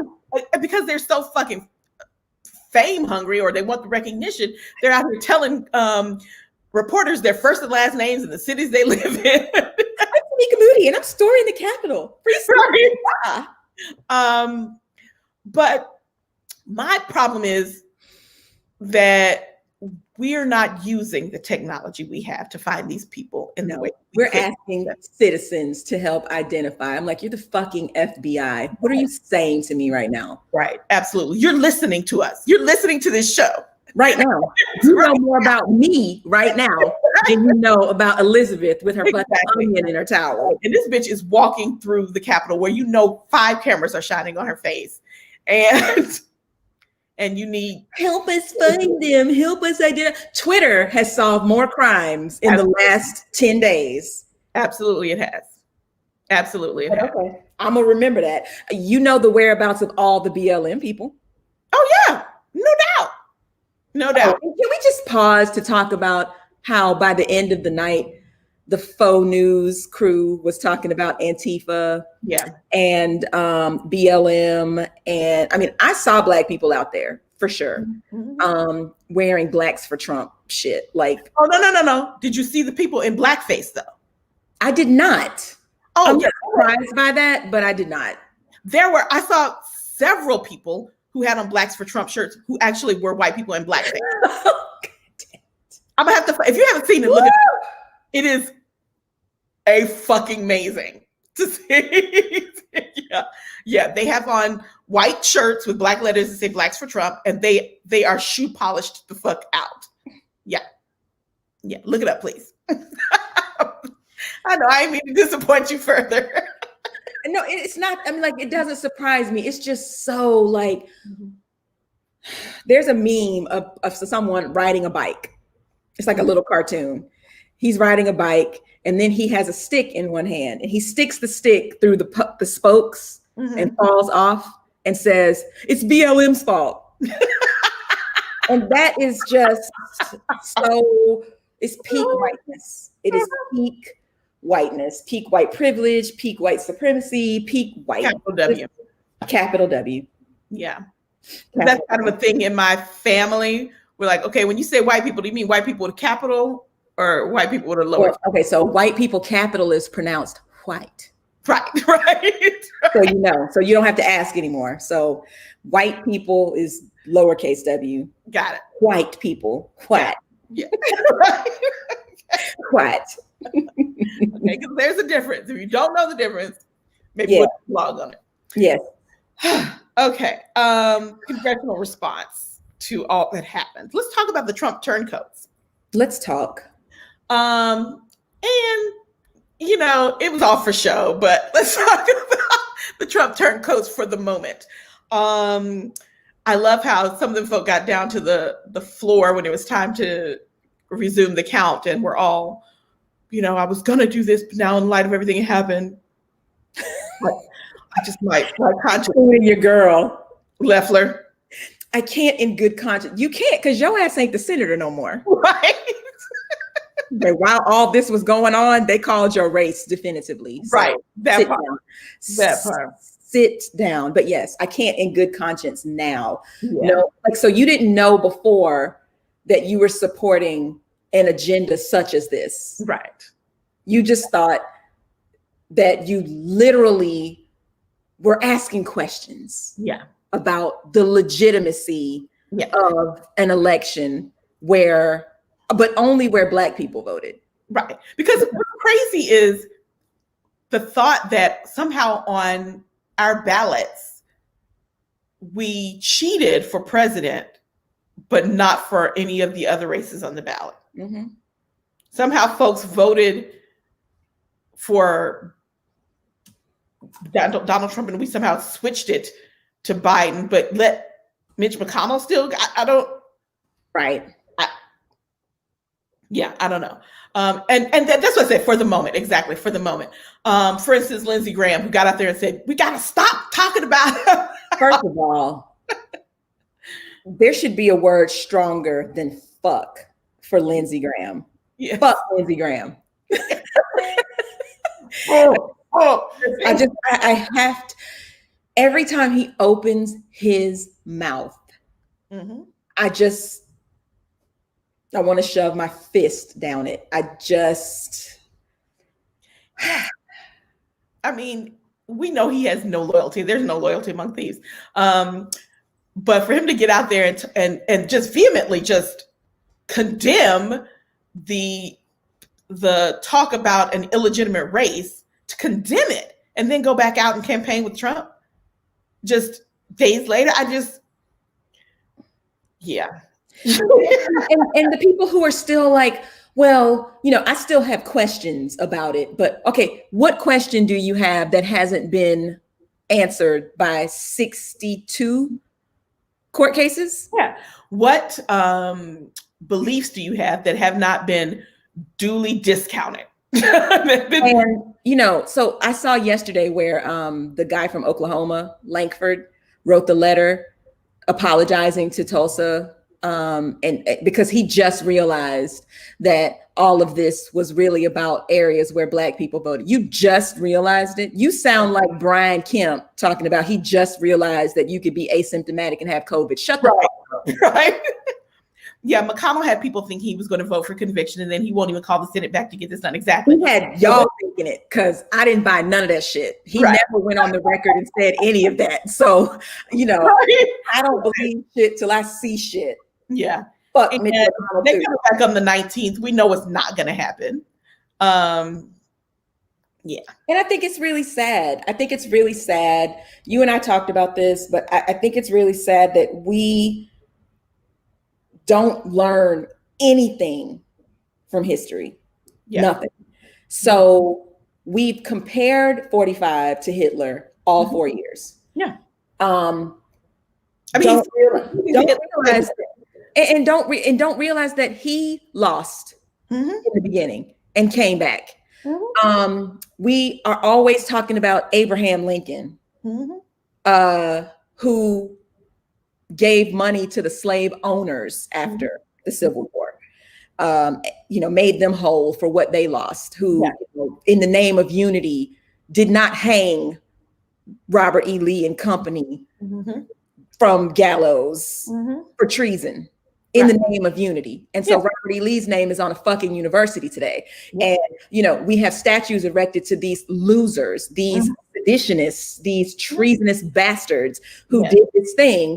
And we're about to do it again. Oh, absolutely. By not holding anyone accountable. We're not going to censure at the very least, which is like the least. All of these people who objected, that should have been their last day. Yeah, absolutely. People who signed their name to the original objection should have been expelled immediately, because that is sedition. It is. Period. Look that shit up. It's sedition. What did Natasha Rothwell say? This is not sedition. This is not sedition adjacent. It's fucking sedition. Yeah. And no matter how we try to spin it, because my question is, Kay, if you and I are on the opposite sides of this to this extent, how do I come to work and trust any vote that you have? How do I look at you knowing that you support this behavior, this thought process that's anti-democratic? And work with partnership it's impossible. Yes, well, because white. Yeah. Because above all, you're still saying things like every person that's been interviewed, no one will say it. No one, not Ayanna Pressley, not, I think AOC may have said it. But when called into an interview, none of these people ask directly, should they be expelled? We go back to talking points. Fuck that. Yes, Cori Bush might be the only person that's like, these hoes got to get up out of here. She knew though. She knew. But I love it because she's cut from a different cloth. She is not cut from this kumbaya bullshit, no matter what. She's like, this is some fuck shit. They gotta go. Yeah. They gotta go. They gotta go. They can't stay here. You can't sit with us. Right. We're here to uphold democracy. I don't know what you're here for, but that shit over. To play at upholding democracy at least, because cannot. What about all these resignations? These cowardly, just disgusting resignations that the world saw immediately what they were, why they were happening. 25th, I mean, even had Pence agreed to it. Who knows if we'd have had enough cabinet members to make it happen? Which is probably one of the reasons why he was like, So he's like, am I gonna put myself out there? And but you know what? I'm like, you already tried to kill me. Yeah, I have nothing to lose. I have nothing to lose at this point. Fuck you. But he does, because these people think that when this term is over, that they will still have some kind of influence in the party, and they will. They think that they're going to be elected again. Yeah. Right. And yeah, they will. But that's the resignations were laughable. Starting with who led the charge, Elaine Chao. Sit down. Right. You were standing next to the president when he said both sides, violence on both sides. Yep. And you mean to tell me that after 4 years of his bullshit, this was the thing that you feel most uncomfortable with? And so many other things working anyway. Her resignation was laughable. Like paper. Everybody's brains just grew 3 sizes. I don't know. It's just like DeVos. I was like, bitch, you have been stealing from the government since you got. You have made America dumber. You have made America dumber. And you have made schools less safe, if that was even possible. You made them less safe. So, I just was like, eat all the dicks, both of y'all. Exactly. And then everybody else, Mick Mulvaney and all these people who suddenly had a crisis of conscience because this was a bridge too far. I'm like, damn, I have cut people out of conscience. Right. But I've cut people out of my life for much less. Much less. You didn't have to sleep with my man. You didn't have to, do me physical harm. You didn't have to attempt to murder the entire line of succession. You didn't have to do that to make me be like, I guess this is it. I guess we've reached the end of the road. Like, yeah. So yeah, keep that shit. Yeah, whatever. Yeah. So let's talk about impeachment and how this president was the only president in the history of these United States to be impeached twice. That shit looks so pretty on a resume. I'm sure. Bigly. That's a resume. I'll be like, so Mr. Trump, it says here that you were impeached twice, setting a record. You were the first. Okay, should we talk about that? Because he gonna spin that shit. But I love how quickly the House was like, yeah, let's go ahead and put this on paper. Let's go. And Nancy Pelosi with her impeachment dress, her impeachment girl, she like, this is my lucky impeachment suit. Nancy Pelosi might be the pettiest bitch. She might be in the government. Might be. And I'm here for it. I'm here for it. All the way here for it. Yeah. Bad takes. Do y'all even remember who Carrie Hilson is? I know y'all do if you're from Atlanta, but I'm saying that facetiously. We know who Carrie Hilson is. She's a singer. She was recently. Is she still singing? Well, I did this. Oh, okay. I was looking at the list. I didn't see the air quotes. Yeah, she claims something's coming soon, and she's acting. But she went on a whole, I won't call it a rant because there was no anger behind it, just misguidedness. But she said that, let me say this first, then I'll go back to a comment Bev made. But she went on this whole, she was speechifying on social media about how banning the president from all of these platforms is censorship and it's a slippery slope. And we just have to be really careful that we have access to opposing views. And okay, let me stop you right there. Okay. The president has a whole ass room in the White House where when he steps into it, cameras start rolling. And if he wants to talk to us, then bitch, that's where he goes. And I'm not calling her a bitch. Every channel will run it. Channel will run it. So this keyboard bullying that he and his cronies, his believers, his Kool-Aid purveyors think that they are entitled to do these things on social networks that are owned by citizens who get to say, not on my network. Mm-hmm. That's not fucking free speech. You can stand out on your balcony and spew that shit if you want to. Yep. You can call a press conference. Every one of these motherfuckers can call a press conference. No one is coming to I hate everybody.com to hear what you have to say. Yeah. And so you hiding behind your keyboard, basically, I feel like this is the scene in The Wizard of Oz when Glinda comes down and she says, come out, wherever you are. Wherever you are, say that shit with your chest. Don't hide behind Parler. Don't hide behind a Twitter handle where we can't see your face. Come on out. Keyboard courage. Yeah. Hey, Terry, we thought maybe you learned. Like, what was best about what she said was everything that Black Twitter is amazing. Y'all, when you are feeling low, when you're down and lonely, go to Black Twitter. Yes, you do. Go there. Listen, yes, you do. For you. They gather people for you. You don't have to say it. I don't get involved in all this. I just read it. I read it and I get my life. And Carrie, I was not up on what she said until we started putting the show together. But when I tell you that I was dying laughing at people's responses, and then how she came back and was like, look, I am not, caping for him. I'm simply saying that I have friends. Yeah. I have friends who have been censored, who have been shut down. Yeah, okay. Yeah. Cool. And also we talk about Chrisette Michelle, but yeah. maybe. But this ain't that. This ain't that. And this idea that culture is not censorship. Get out of my head. Like, that is exactly where I was going, because that's what the white people are saying. Mm-hmm. Oh, it's cancel culture.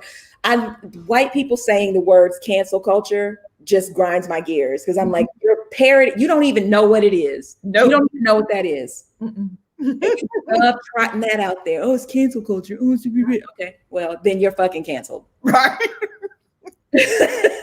By it.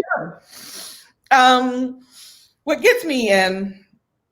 Okay, you talked a little bit, and I had something to say, but our next point about unity and Getz and Jordan. Unity.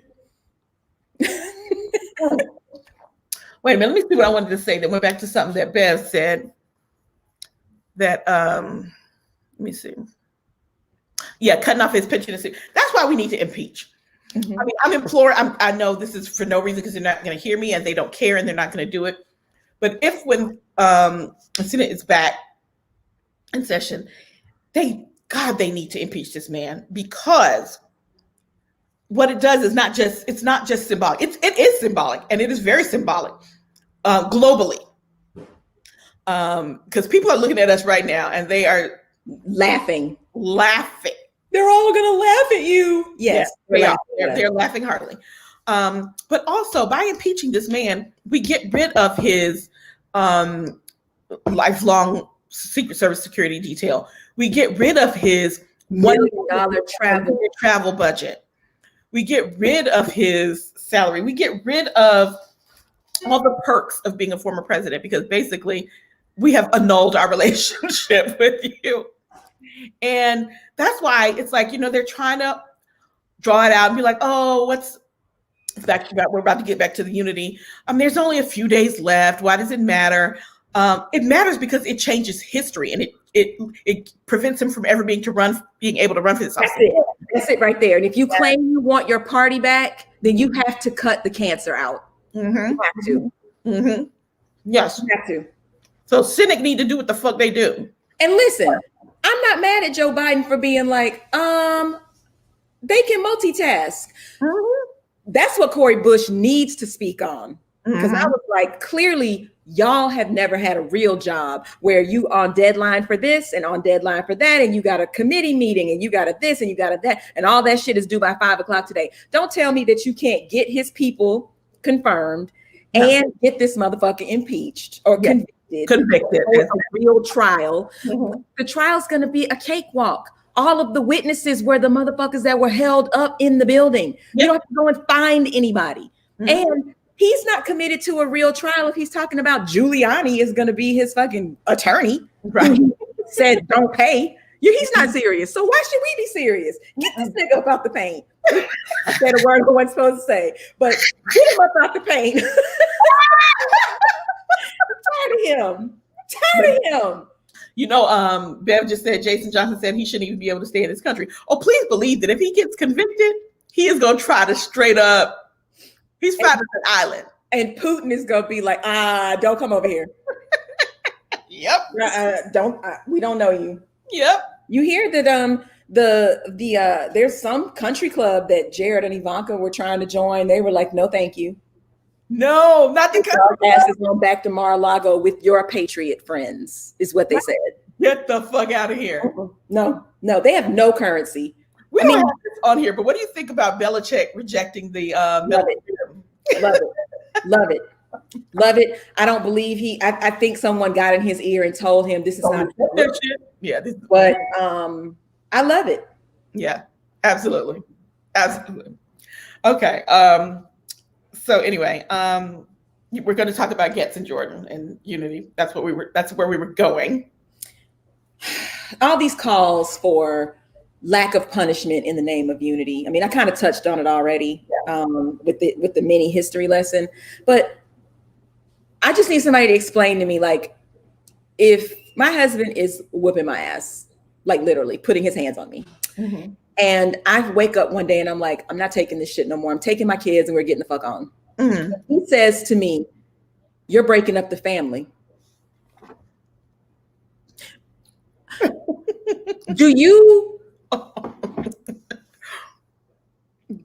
get to side with seditionists and treasonous individuals, treasonists,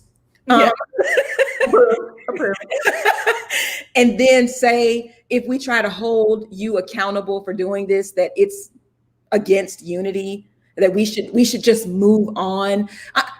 Would you tell me to just move on from someone who was physically abusing me or mentally abusing me? Just move on. Just move on. Like, it's okay. Y'all will get it together in a couple of days. It's going to be okay. Matt Gaetz, who Kevin says has a face for punching, because he at the RNC and was like, ooh, I don't even know him, but I just want to. And Jim Jordan and all these other people who are out here, like the Democrats are trying to divide the country. Trying to divide the country. Yeah. Was the whole country out there pulling this caper at the Capitol? Was that all of us that was out there? Or like, what are you even talking about? So this unity argument, this version of gaslighting has me worried. That's what it is. And to use your same analogy, if my husband is out here beating my ass and we separate, and the concept, not so much the unity, but the concept that we keep hearing, compromise, is what's pissing me the fuck off. Because if my husband's beating my ass and we separated, and the counselor is like, well, you guys need to work it out and come together. And the husband is saying, okay, just come home. And I'm like, okay, that's me compromising. What the fuck are you giving? Exactly. Me coming back, me accepting this shit is me compromising and you accepting my compromise. What the fuck are you giving up? When you resign and you say, in the name of unity, that's something different. Jim Jordan and Matt Gaetz. You know what? And who is wheelchair guy? Cawthorn or whatever his name, Madison Cawthorn. Some youngster who, I think he hit like an IED or some shit in battle, but now he's a rising star in the Republican Party. But anyway, all of this, like, you resign first. You first. Yes. You first. You give up something and say it's in the name of unity, in the name of bringing the country back together. That's what, when Al Gore conceded the 2000 election, that was in the name of unity. That was okay. I'm not going to drag this out because we need a president. And, we crucified him for that. The way y'all talk about that is just the way you even think about that. It's just different. And to your point is spot on. What are you giving up? What are you compromising? Yeah. Because you get to keep your job and keep your power and keep doing shit for your own special interests and not your constituents. And we do what? Yeah. Yeah, no. We dance. Okay, Hawley. I hate him so much. First of all, him and the fist, I had all kinds of feelings. Not just because it was, riling up the already out of control crowd, but that he used the fist to do it kind of really got me in my feelings. Josh Hawley is so perfectly Aryan. So perfectly Aryan. Oh my God. Yes. He's disgusting, and he is absolutely trying to set himself up to be in the White House. Josh Hawley wants to be president one day. Yes, Metasphere, we need some tributes. We do. We do.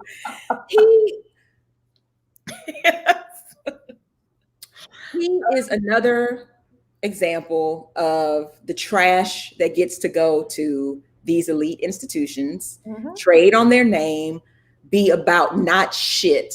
He is not about a fucking thing. His book, Stanford is located in Silicon Valley. His book was The Tyranny of Big Tech. Yep. Okay.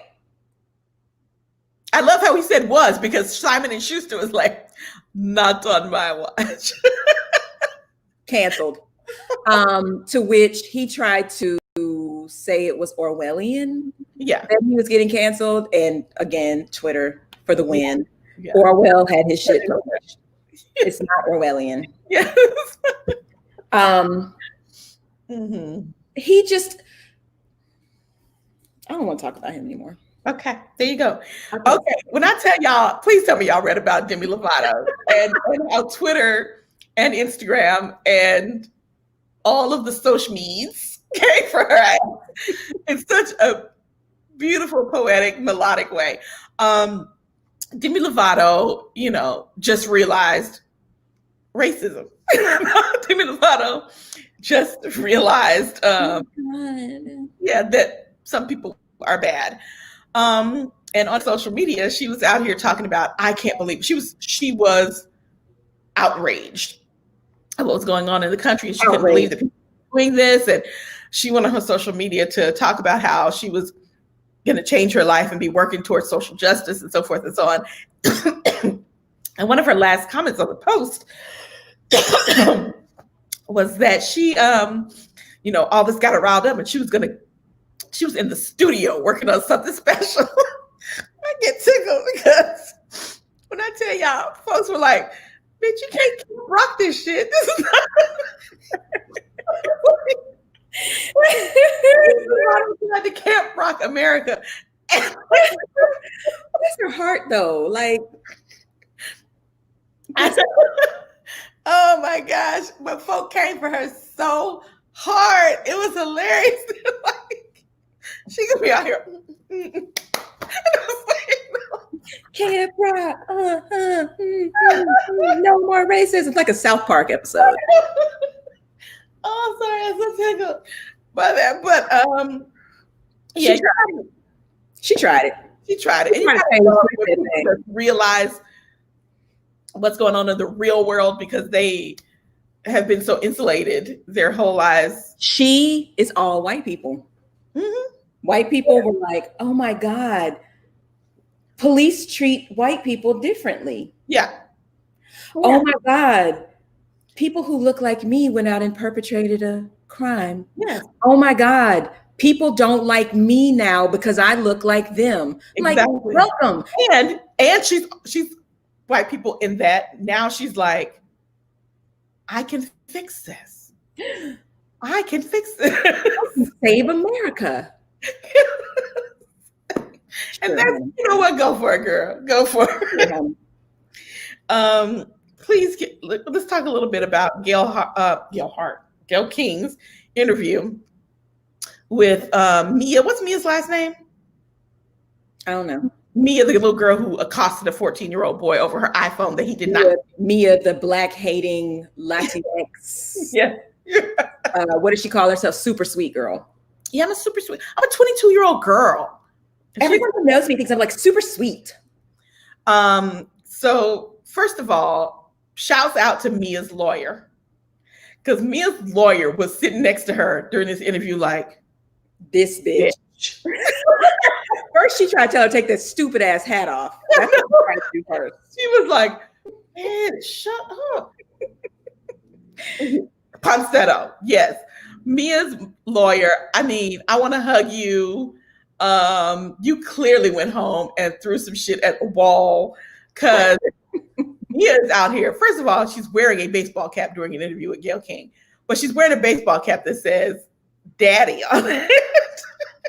I'm gonna find her. She's like, we see what you're putting out there. And she tried to make it say, she intimated that she was just trying to stop anybody who was coming out of the. She's trying to help hotel security. Yeah, so she was trying to stop anybody who was coming out of the hotel so that, make sure, but she only stopped these people. And when they, she was like, did I yell at a boy? Yes, I yelled at a boy. Yes, she did. She says, but what you don't see is that his father attacked me and threw me to the ground and pulled my hair. As he should have, bitch. Put your hand on my child. Okay. Right. But when then Gayle was like, you did more than just yell at the boy. You appear to have attacked him. And she's like, I mean, I'm a 22-year-old girl. Stop saying that shit, bitch. Stop saying that. And then Gayle had the shade. She was like, I mean, we all saw you standing there in your yoga pants and sandals. And then she's like, but Gayle was like, but don't you think? She's like, this is the part that made all of us want to jump through the screen. You keep talking, and I'll be Mia. You be Mia. And she says, well, Mia, don't you really think that you should kind of Gayle, enough. And Gayle is like, bitch. Yeah, she did. And I was like, because Gayle was straight Stacey Abrams on the outside. She was. On the inside, Gayle was like, no, this bitch didn't just enough me with her hand and all that. Yeah. Mia Ponsetto, I wish all the bad things for her. She got all the bad things because they found her in traffic and dragged her ass out of her car. Yes, but she got some of the bad things. She got some of the bad things. Yeah. She got the beginnings of bad things. Yes, she got the beginnings. Better be glad Mama one day. Please believe it.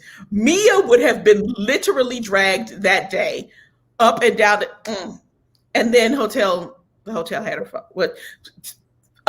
Sources say that the Uber had her phone. She says the hotel had her phone. Because Uber brought it back to the fucking hotel. Listen, it don't matter who the fuck had her phone. It doesn't matter if he had her phone. That's what you need to do. That's what you elucidate. Right. You do not put your hands on someone else. You do not single someone out and then try to act like that's not what you did, because I'm fighting a 400-pound man. You put your hands on my kid, I'm fighting him.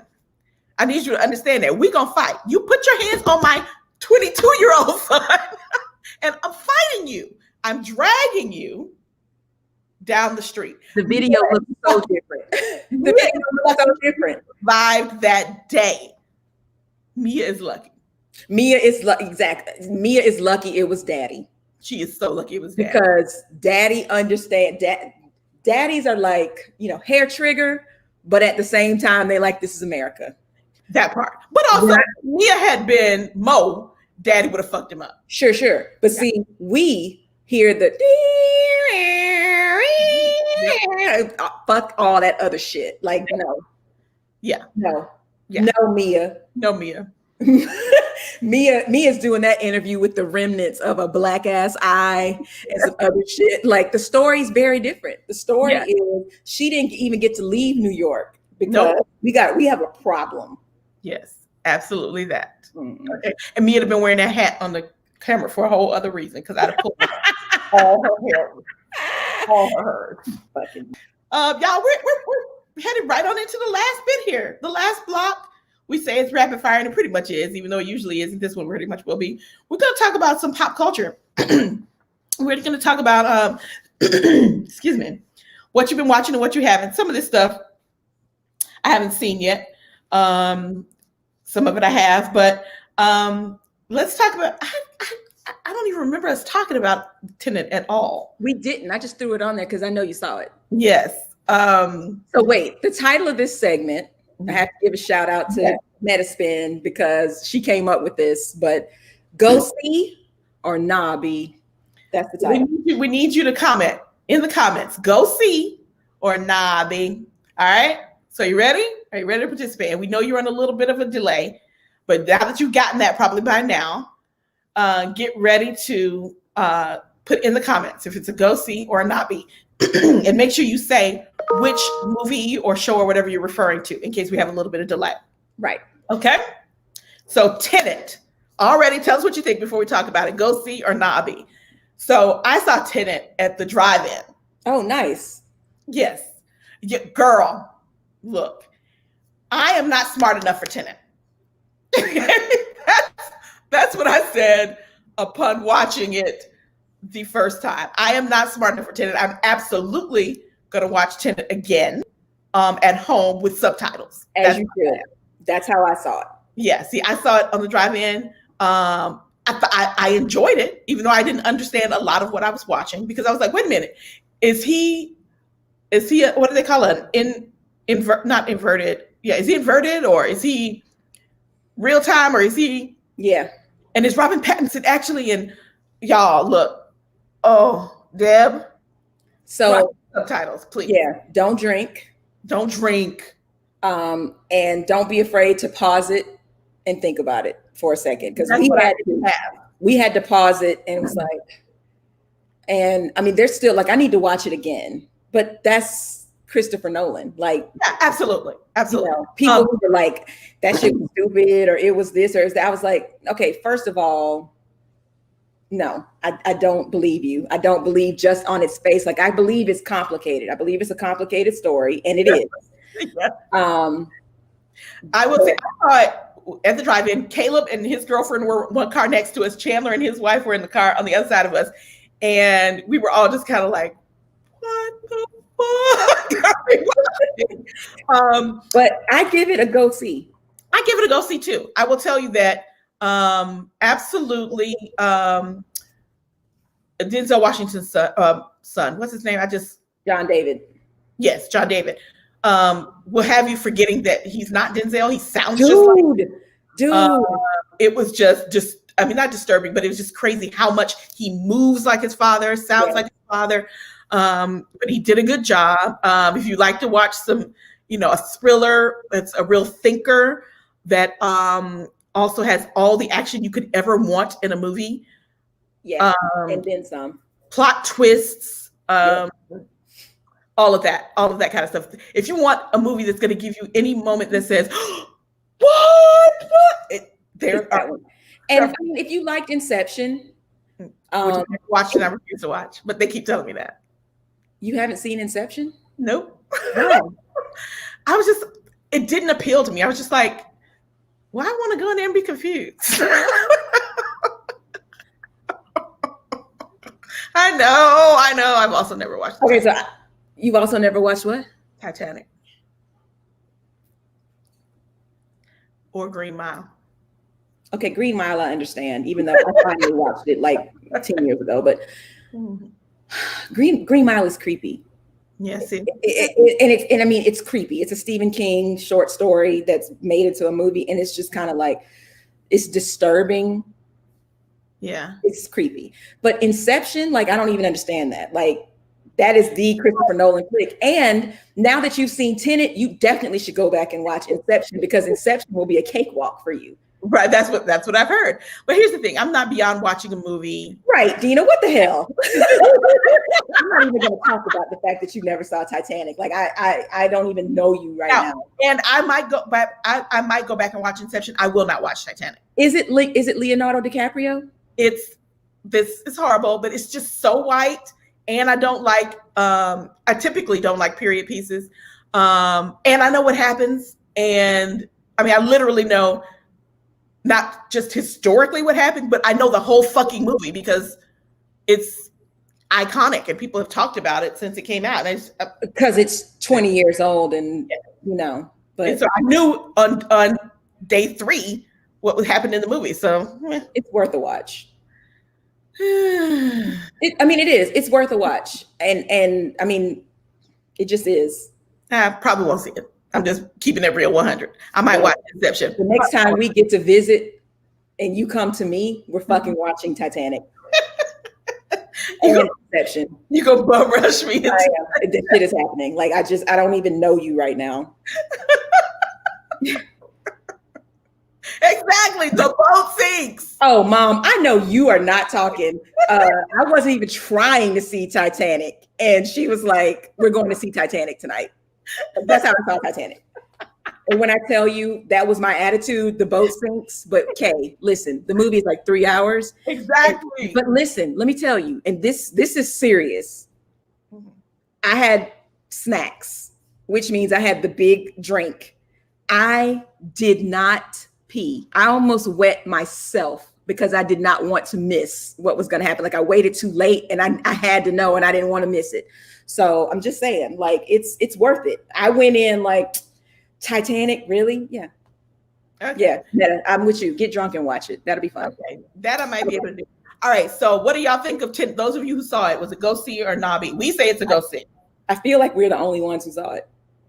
No, Dina saw it. No, Dina said she hadn't seen it yet. She said, oh, Dina saw it? Yeah, Dina saw it. She says we are still confused by Tenet. Oh, right. She didn't say whether it was a go see or a Nobby. She didn't say. All right. So say it in here. Let us know. Beyond the boat sinking. There's some, okay, good story. Got it. Go see Tenet. Got it. All right. Cool. Well, I already know how everybody feels about this one. I don't feel the same way, but I can't wait to find out why. Wonder Woman 84. I already know how I feel. She's going to say Nobby because I've seen her commentary. Most of the world says Nobby. I didn't hate it. I enjoyed I think I didn't go in looking for it to be, I won't say I loved it.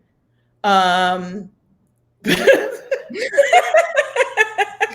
right, Metaspin. Go see it though. Go see it. It was a drama. And that's what the movie was. And I think people wanted, because of what they advertised it to be, wanted it to be an action movie. They advertised it poorly. It was entertaining. It was not a great film, but I didn't hate it. It had moments in it that I enjoyed. It had the whole concept of what greatness is at the beginning. Greatness is not winning. I enjoyed that. I enjoyed it was more comic-y than it was what we've come to see from even DC movies. And I mean, but DC, we expect them to be a little shitty. Yeah, shitty is the word you're looking for. They're not Marvel movies.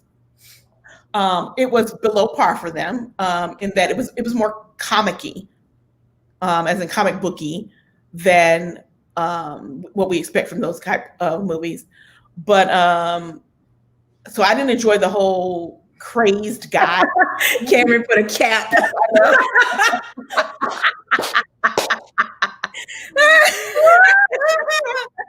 Not Captain Save a Whoa.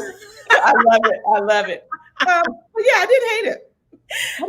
I just don't. I mean, I hate to say things like I'm not as critical because I am discriminating, but I just take it for what it was. It was, and I was okay with that. So, and this is what I told my mom, it's 2.5 hours I can't get back. You and most of the world say that. But see, the things that got on my nerves about it, like, first of all, I love Gal Gadot. She's flawless. Like the look, Diana Prince. They could not have picked someone better to be Diana Prince. Okay. I mean, other than what's her face, Linda Carter, going back in time and playing her. I loved the first movie, asterisk, because I hated the fact that at the end of the day, it was some old, she couldn't be great without a dude, without a man coming into her life and like explaining shit to her and then dying. I love Kristen Wiig. The thing that got on my nerves the most about this movie was the perpetuation of this trope that smart girls want to be pretty, because her whole shit, the whole debacle came down to her like, I'm not going back. I want to be Diana. I want to be smart and pretty and, all these things. And I'm willing to die for that. I'm willing to just go completely off the lamb for that shit. But there was just too much going on in this movie. Yeah, I agree with you on that. There are a lot of smart girls who want to be pretty because they don't understand that that's not where their value is. Yeah. And that's what I think Kristen Wiig's character was. She didn't understand how valuable she was without all the rest of the shit. Yeah. So, yeah. And I mean, I guess for me, it just like when we had to pause it because I think somebody had to go to the bathroom. We watched it on Kevin's birthday. So the next day, and he was like, and I'm mad at y'all because y'all were out here like, we gonna watch it with or without you. And, all sat here through this fully Wayne, but we had to pause it. And we were like, oh my God, there's still an hour and a half of this left. Like, what? Wow. And so it felt like they did a lot with this one. Like this one would have been a better first movie. Like, we don't know what we're going to get, if we're going to get a sequel out of this, so we're going to throw everything at the wall and see what sticks. I did not think it was necessary for the rebirth of Slick. And I'll just say that part. Well, let me say this. I think that a lot of people would have liked this movie better had it been 2 or 3 different movies. Yes. And so I agree. There was a lot going on. I don't hate the things that were going on. What I disliked is that they had put them all together. Exactly. Yeah, because I like the message of choice and what you have to give up to get something. Yeah. I enjoyed the larger themes, but I will not watch that movie again. I will not like be, oh, it's on, let me just see. No. I'm good.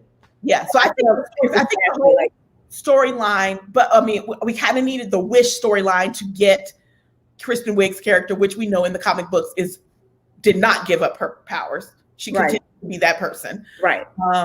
The cheetah. She continues to be the cheetah. And so there will be another movie where Kristen Wiig will be the cheetah. It has to be, because that's Wonder Woman's nemesis. But I think that if we had gotten a glimpse, I think that maybe that could have come later. So we had gotten the creation of the cheetah, and so we could have a further movie there, but we had to have the whole stone so we figure out how Cheetah gets her powers. Yeah, I was like, what the fuck? He ate that shit? Like, what? Yeah. Talk about not feeling smart enough. Yeah. Like, because the shit was so basic, and then they would be like, figure that shit out. And I'm like, hold up.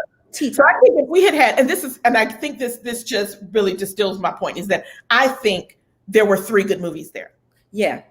And so that's why I really enjoyed moments of it.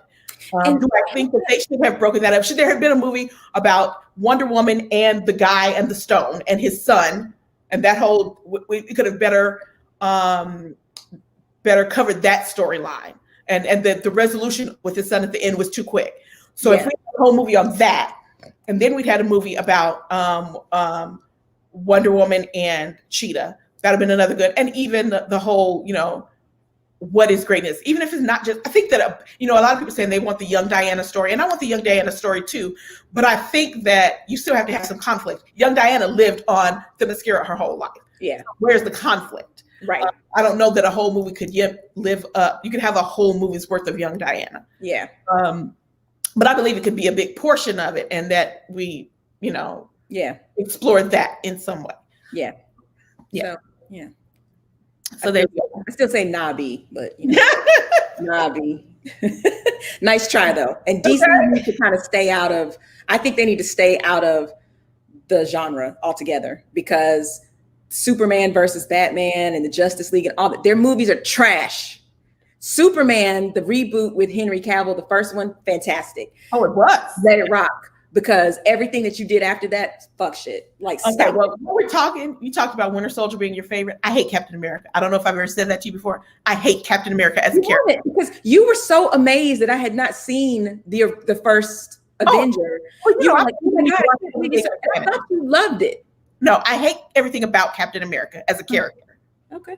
He represents complete, everything that America is. He represents it. He's arrogant and self-righteous, and I hate the character. Can I be honest? I love the Winter Soldier. Okay, yeah. Okay. Let me just, I'm not even going to shade Meta because y'all already shaded me about not seeing Titanic, but yeah, she didn't see the first one. So I have not seen Soul, but I'm watching it tonight. I thought you'd seen it already. So I was going to watch it that night, but Cortland's out of town. When he comes back, we're watching it. Okay. So, but I do want you to talk about it because I want to talk about a little bit of the conflict about Soul. So you tell me what you thought about it. I say go see. Yeah. Go see. I thought it was. Say go see. I thought it was advertised as something different. Mm-hmm. And I wasn't really up on, yeah, but you're 18.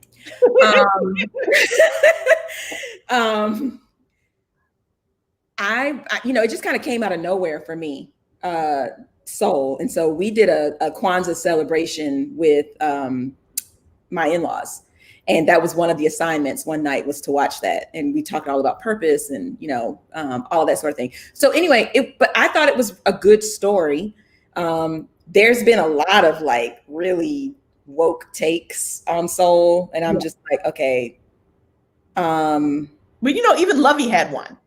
I'm talking about her. Okay.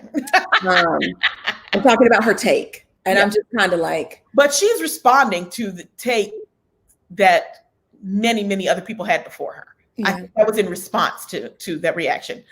And I had seen her take before I saw the movie. And I was just kind of like. So while we're discussing, I see Dina already gave her take. If you have a take on Soul, put it in here. So if you don't understand the controversy, it's been that it's a great movie about purpose. No one is denying that. Mm-hmm. The problem is that a lot of these films, these animated films, first of all, Black folk get so few of them. And when we do, we never are humans the whole film. We're always this embodiment. We can't lead the story as a whole Black human, the whole. Now that part I will rock with because that gets on my nerves. Like there's still some downtroddenness even in a fucking cartoon. We gotta be a frog from, all but 5 minutes of the film. Mm-hmm. Or we have to be a spirit, not even a spirit that looks like a human, but a spirit that looks like a blob. Yeah.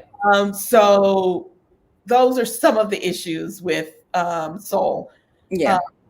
There's one about,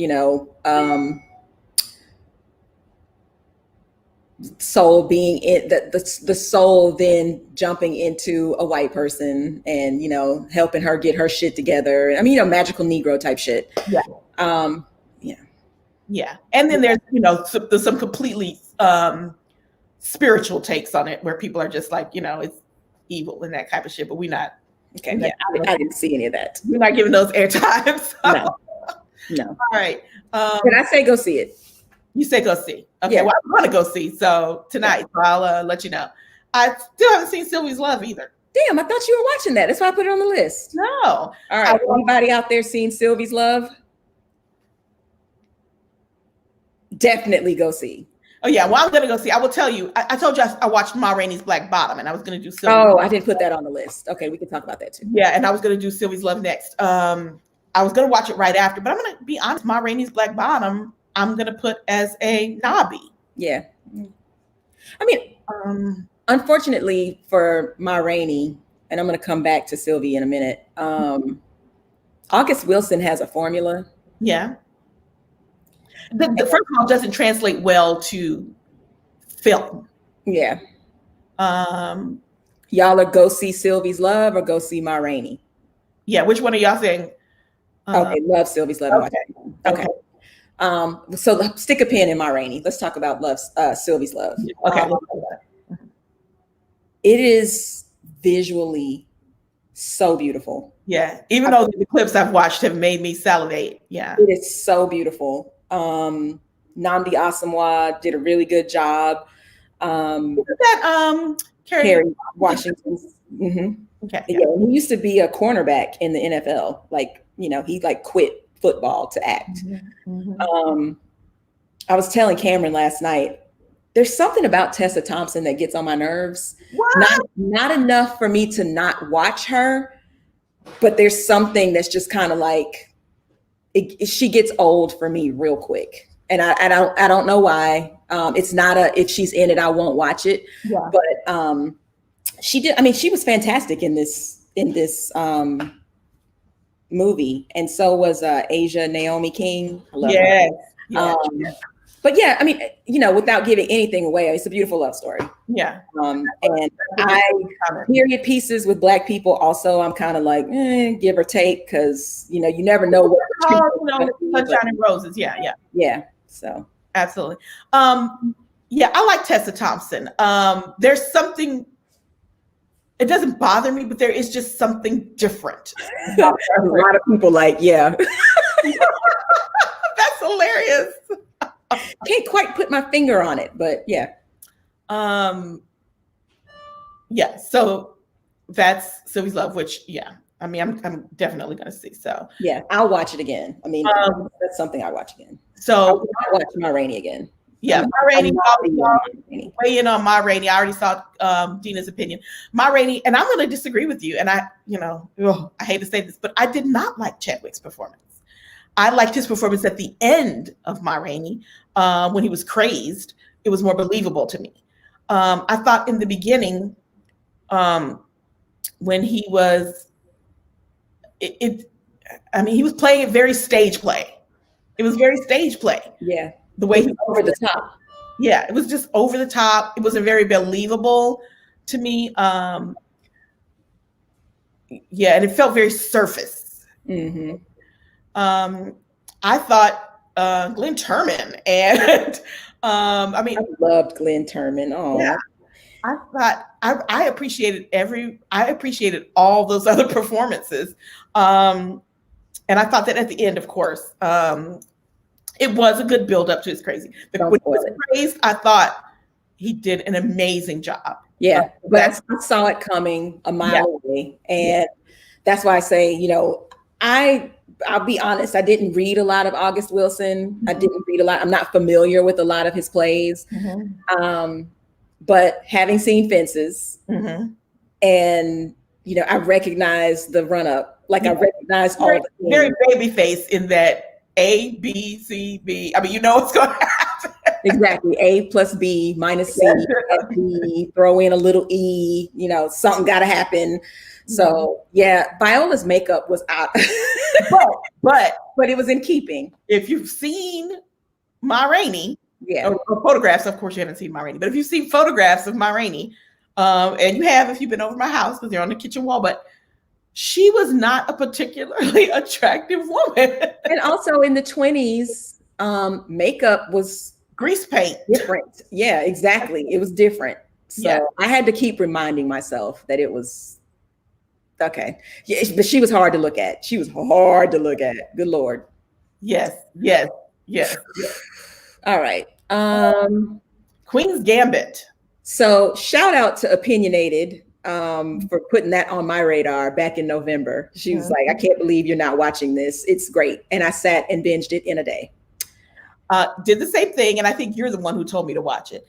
And go see. Period. Watch Queen's Gambit. That series, I guess, was just so much more than I expected it to be. I just thought it was going to be a movie about chess, but it was a movie about chess. It was a movie about addiction. It was a movie about loneliness. It was a movie about disappointment and betrayal. And it was a movie, it was a movie about all the things. Yeah. Not a movie, a series. So yeah, absolutely watch Queen's Gambit. And the fashion. Oh my God. Okay, so let me just skip back a minute. The fashion in Sylvie's Love. Yes. And also in Wonder Woman 84, like, again, Gal Gadot, like, is there something she can put on that is just like, and you know what? You can tell that the designers, I mean, the stylists in Wonder Woman, and in every place that Gal Gadot has been, every movie she's been in, they have tried to make it be a nod to the period, but still timeless. Every one of her outfits, no matter what the period is a nod to the period, but still timeless. Yeah. Yeah, Queen's Gambit, the fashion. Man, listen. Just disgusting. So good. It made me want to learn to play chess for real, for real. Like, I know Portland tried to teach me once. Yeah. And I've heard, and I think it's true, that, you know, chess is more difficult for adults to pick up. Yeah. And I recall this. I mean, I just was like watching and I was like, oh yeah. I remember learning, you know, what pieces can move and which way, and feeling very lost right then. Like, okay, I'll never remember. And this is what I was saying while I was watching it. This is why I will never be great at chess, because I'm not great at strategy. And I'm not great at strategizing on the fly. I'm a person who needs to take out several pieces of paper, write it down, look at them, compare and contrast. And when you play chess, you have to strategize in a moment. And then you need to be able to, it's like Jenga, pull out a piece and completely flip that strategy the way it's foundation. Yep. And I will never be great at chess because of that. I will always just be, you know, hey, kid, want to play chess? That's how I will always be. Yeah, and if I have a chess set, it will just sit on the table. Do you care? No. Yeah. Run, don't walk. Absolutely go see. The Crown. Did you watch The Crown? I've seen none of these three things. Listen, y'all. Go see The Crown. Go get your life. Why? Well, for starters, it's really interesting history. I mean, and it's really interesting. And, you know, it's not like we're only going to tell the pretty stuff. A lot of it is, so I think there's 3 seasons. I think they just did the 3rd season. Something else I watched in rapid succession in time for the new season to drop, and then watched the whole season in one day. Look, okay. But it's not something that you would do. I don't recommend doing it that way, but it's, the 3rd season is about Charles and Diana. And that was just like, damn, I learned some things, and it ain't pretty. And Charles. Why do we care about these things? You care because everybody cares about the monarchy. We don't live over there, but everybody's intrigued by the fact that some lady became the queen when she was fucking 25 and she's still alive today and is going to outlive Charles. Like, Charles will never be king. He's going to die first, and it's going to skip right over to William. And I mean, I've just always been kind of like, you know, it's high drama. You get to see her when she's young. You get to see Prince Phillip, who is the original fuckboy, you know, behave badly, like a woman in power, and what she has to balance and deal with, and who she can be publicly and who she can be privately. And I mean, it was very intriguing and food for thought, because, you know, as you know, her getting her agency, can you just watch season 1 and pick it up? I mean, I don't think that you have to watch all the seasons anyway, if you don't want to, but there'll be questions. There'll be allusions to things that happened previously or whatever. It compares, and like the last season has Margaret Thatcher in it, you know, comparing and contrasting her and the queen. And yeah, so I just think it's interesting. And I don't consider myself a history buff, but I learned a lot about Parliament, a lot about the monarchy, you know, things that I just never really thought about, like, oh, it would be cool to be the queen. Like, yeah, no, fuck all that. I don't need it. I don't need it. And it also reinforces how lucky Harry is that Meghan Markle came into his life, because Meghan's like, I'm not for that shit. I hope they do another season and do that. Yeah. Because listen, that one he did right to bounce about that shit, because they are a train wreck. Yeah. So yeah, I'm gonna try to care, but I'm keep it real. I'm in a real place. Yeah. I mean, and that's weird.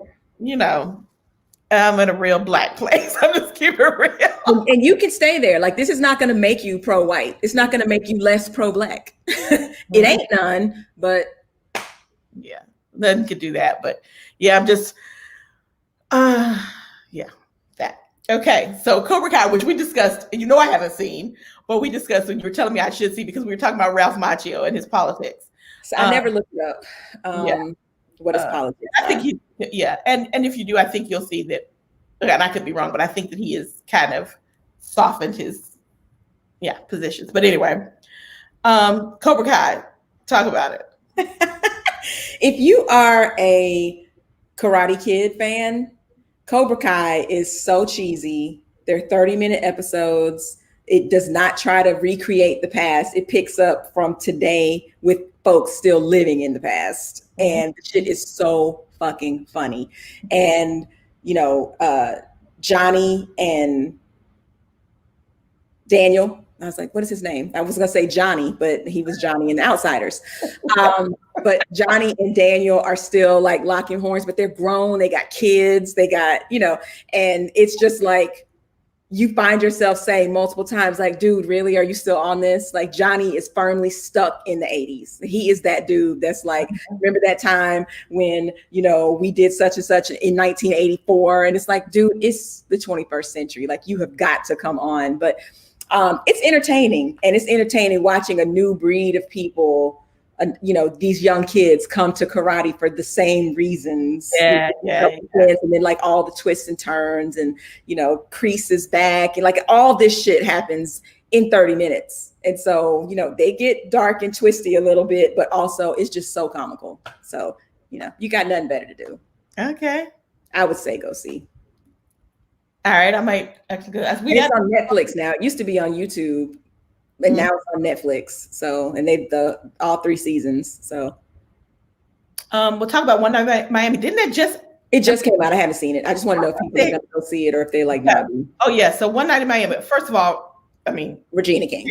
So, how'd you know that's where I was going? Well, I guess.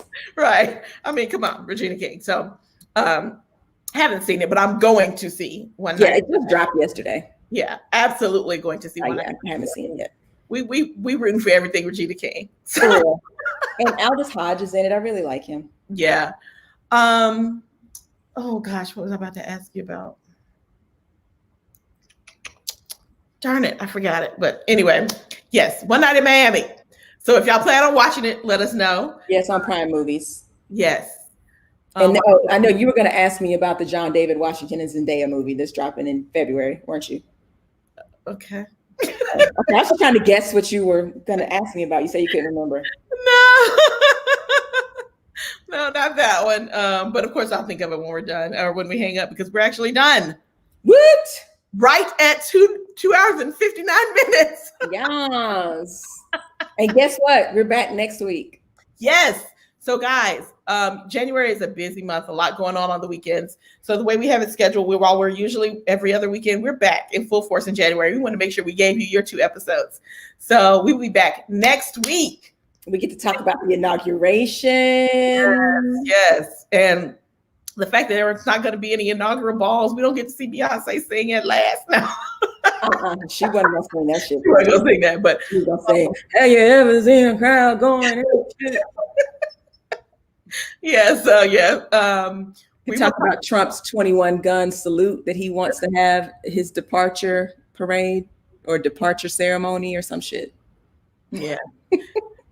And the inauguration. So let's see. Well, nobody's being allowed on the mall, but at all. The mall is like, yeah, so it's going to be a very different inauguration than all the ones that have happened before it. So we'll talk about that next weekend. And we hope y'all will be back here with us. Holla and play with us a little bit next weekend. Mm-hmm. Read His Only Wife. Okay. I'm intrigued. I will read it. I have this look. You told me that when we talked in December, opinionated, and I have it on the sticky. I wrote it down when you told me. I haven't ordered it yet. But. Okay, so yeah, and we will see you guys next week. I hope. We appreciate you supporting, hollering at us, and if you will, Mickey, take us out of here. All right, so thanks. I'm going to get the Twitch situation figured out next week. I don't know. Yesterday I could see comments from Twitch, but today I couldn't. So for those of you that are watching on Twitch, I really apologize. I was not ignoring you. I just was unable to see what you're saying.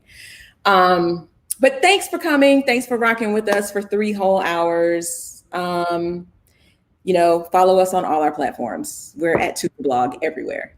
So TwoFerBlog.com, TwoFer Blog on Instagram, on Facebook, on Twitter, on Twitch, on YouTube. So read our blog at TwoFerBlog.com. We did have a new post last month. Wow, can't believe December was last month. And we've got 2 more that should be dropping soon. So drop comments on the blog or on social media. And as we talked about earlier today, just a little bit about our partners, and we hope to be adding more partners. Look at you, Quilting Bees. And look at who asked for information and then didn't return it. So 4 out of 5 Black and brown women are considered overweight or obese. Let's change that narrative. Curly and Spiritually Fit is a place where Black and brown women come together to take control over their health and souls.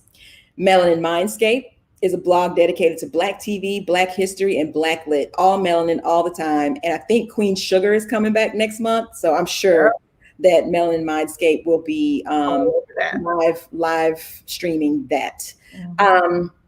Creative Sippin' is a unique and exciting paint and sip studio in Chicago. They offer a variety of different activities to partner with, painting such as karaoke and comedy. So if you're in the Chi-Town area, roll through after the pandemic. A night at Creative Sippin' is a full night out, so you will not have several things to do. The studio is always BYOB, and it's definitely BYOB right now because it's your house. Right. So your favorite drinks and snacks are always near. And if you can't make it to one of the classes, then order a paint party in a box, which both of us have done, and we've posted our artwork before, and enjoy all the fun and comfort in your own home. The Disrupting Balance blog and podcast platform uplifts women embracing the transitions and decisions in their personal and professional lives.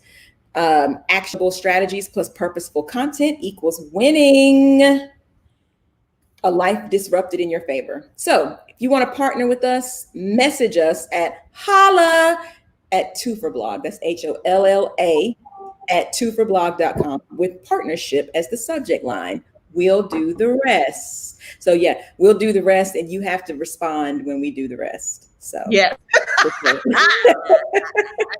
Call it, yeah. Right. And so yeah, holla at us. Let us know what's up. And come back next week. Oh, love you, Mickey. Love you back. Thank you, guys. We'll holla at y'all next week. Bye.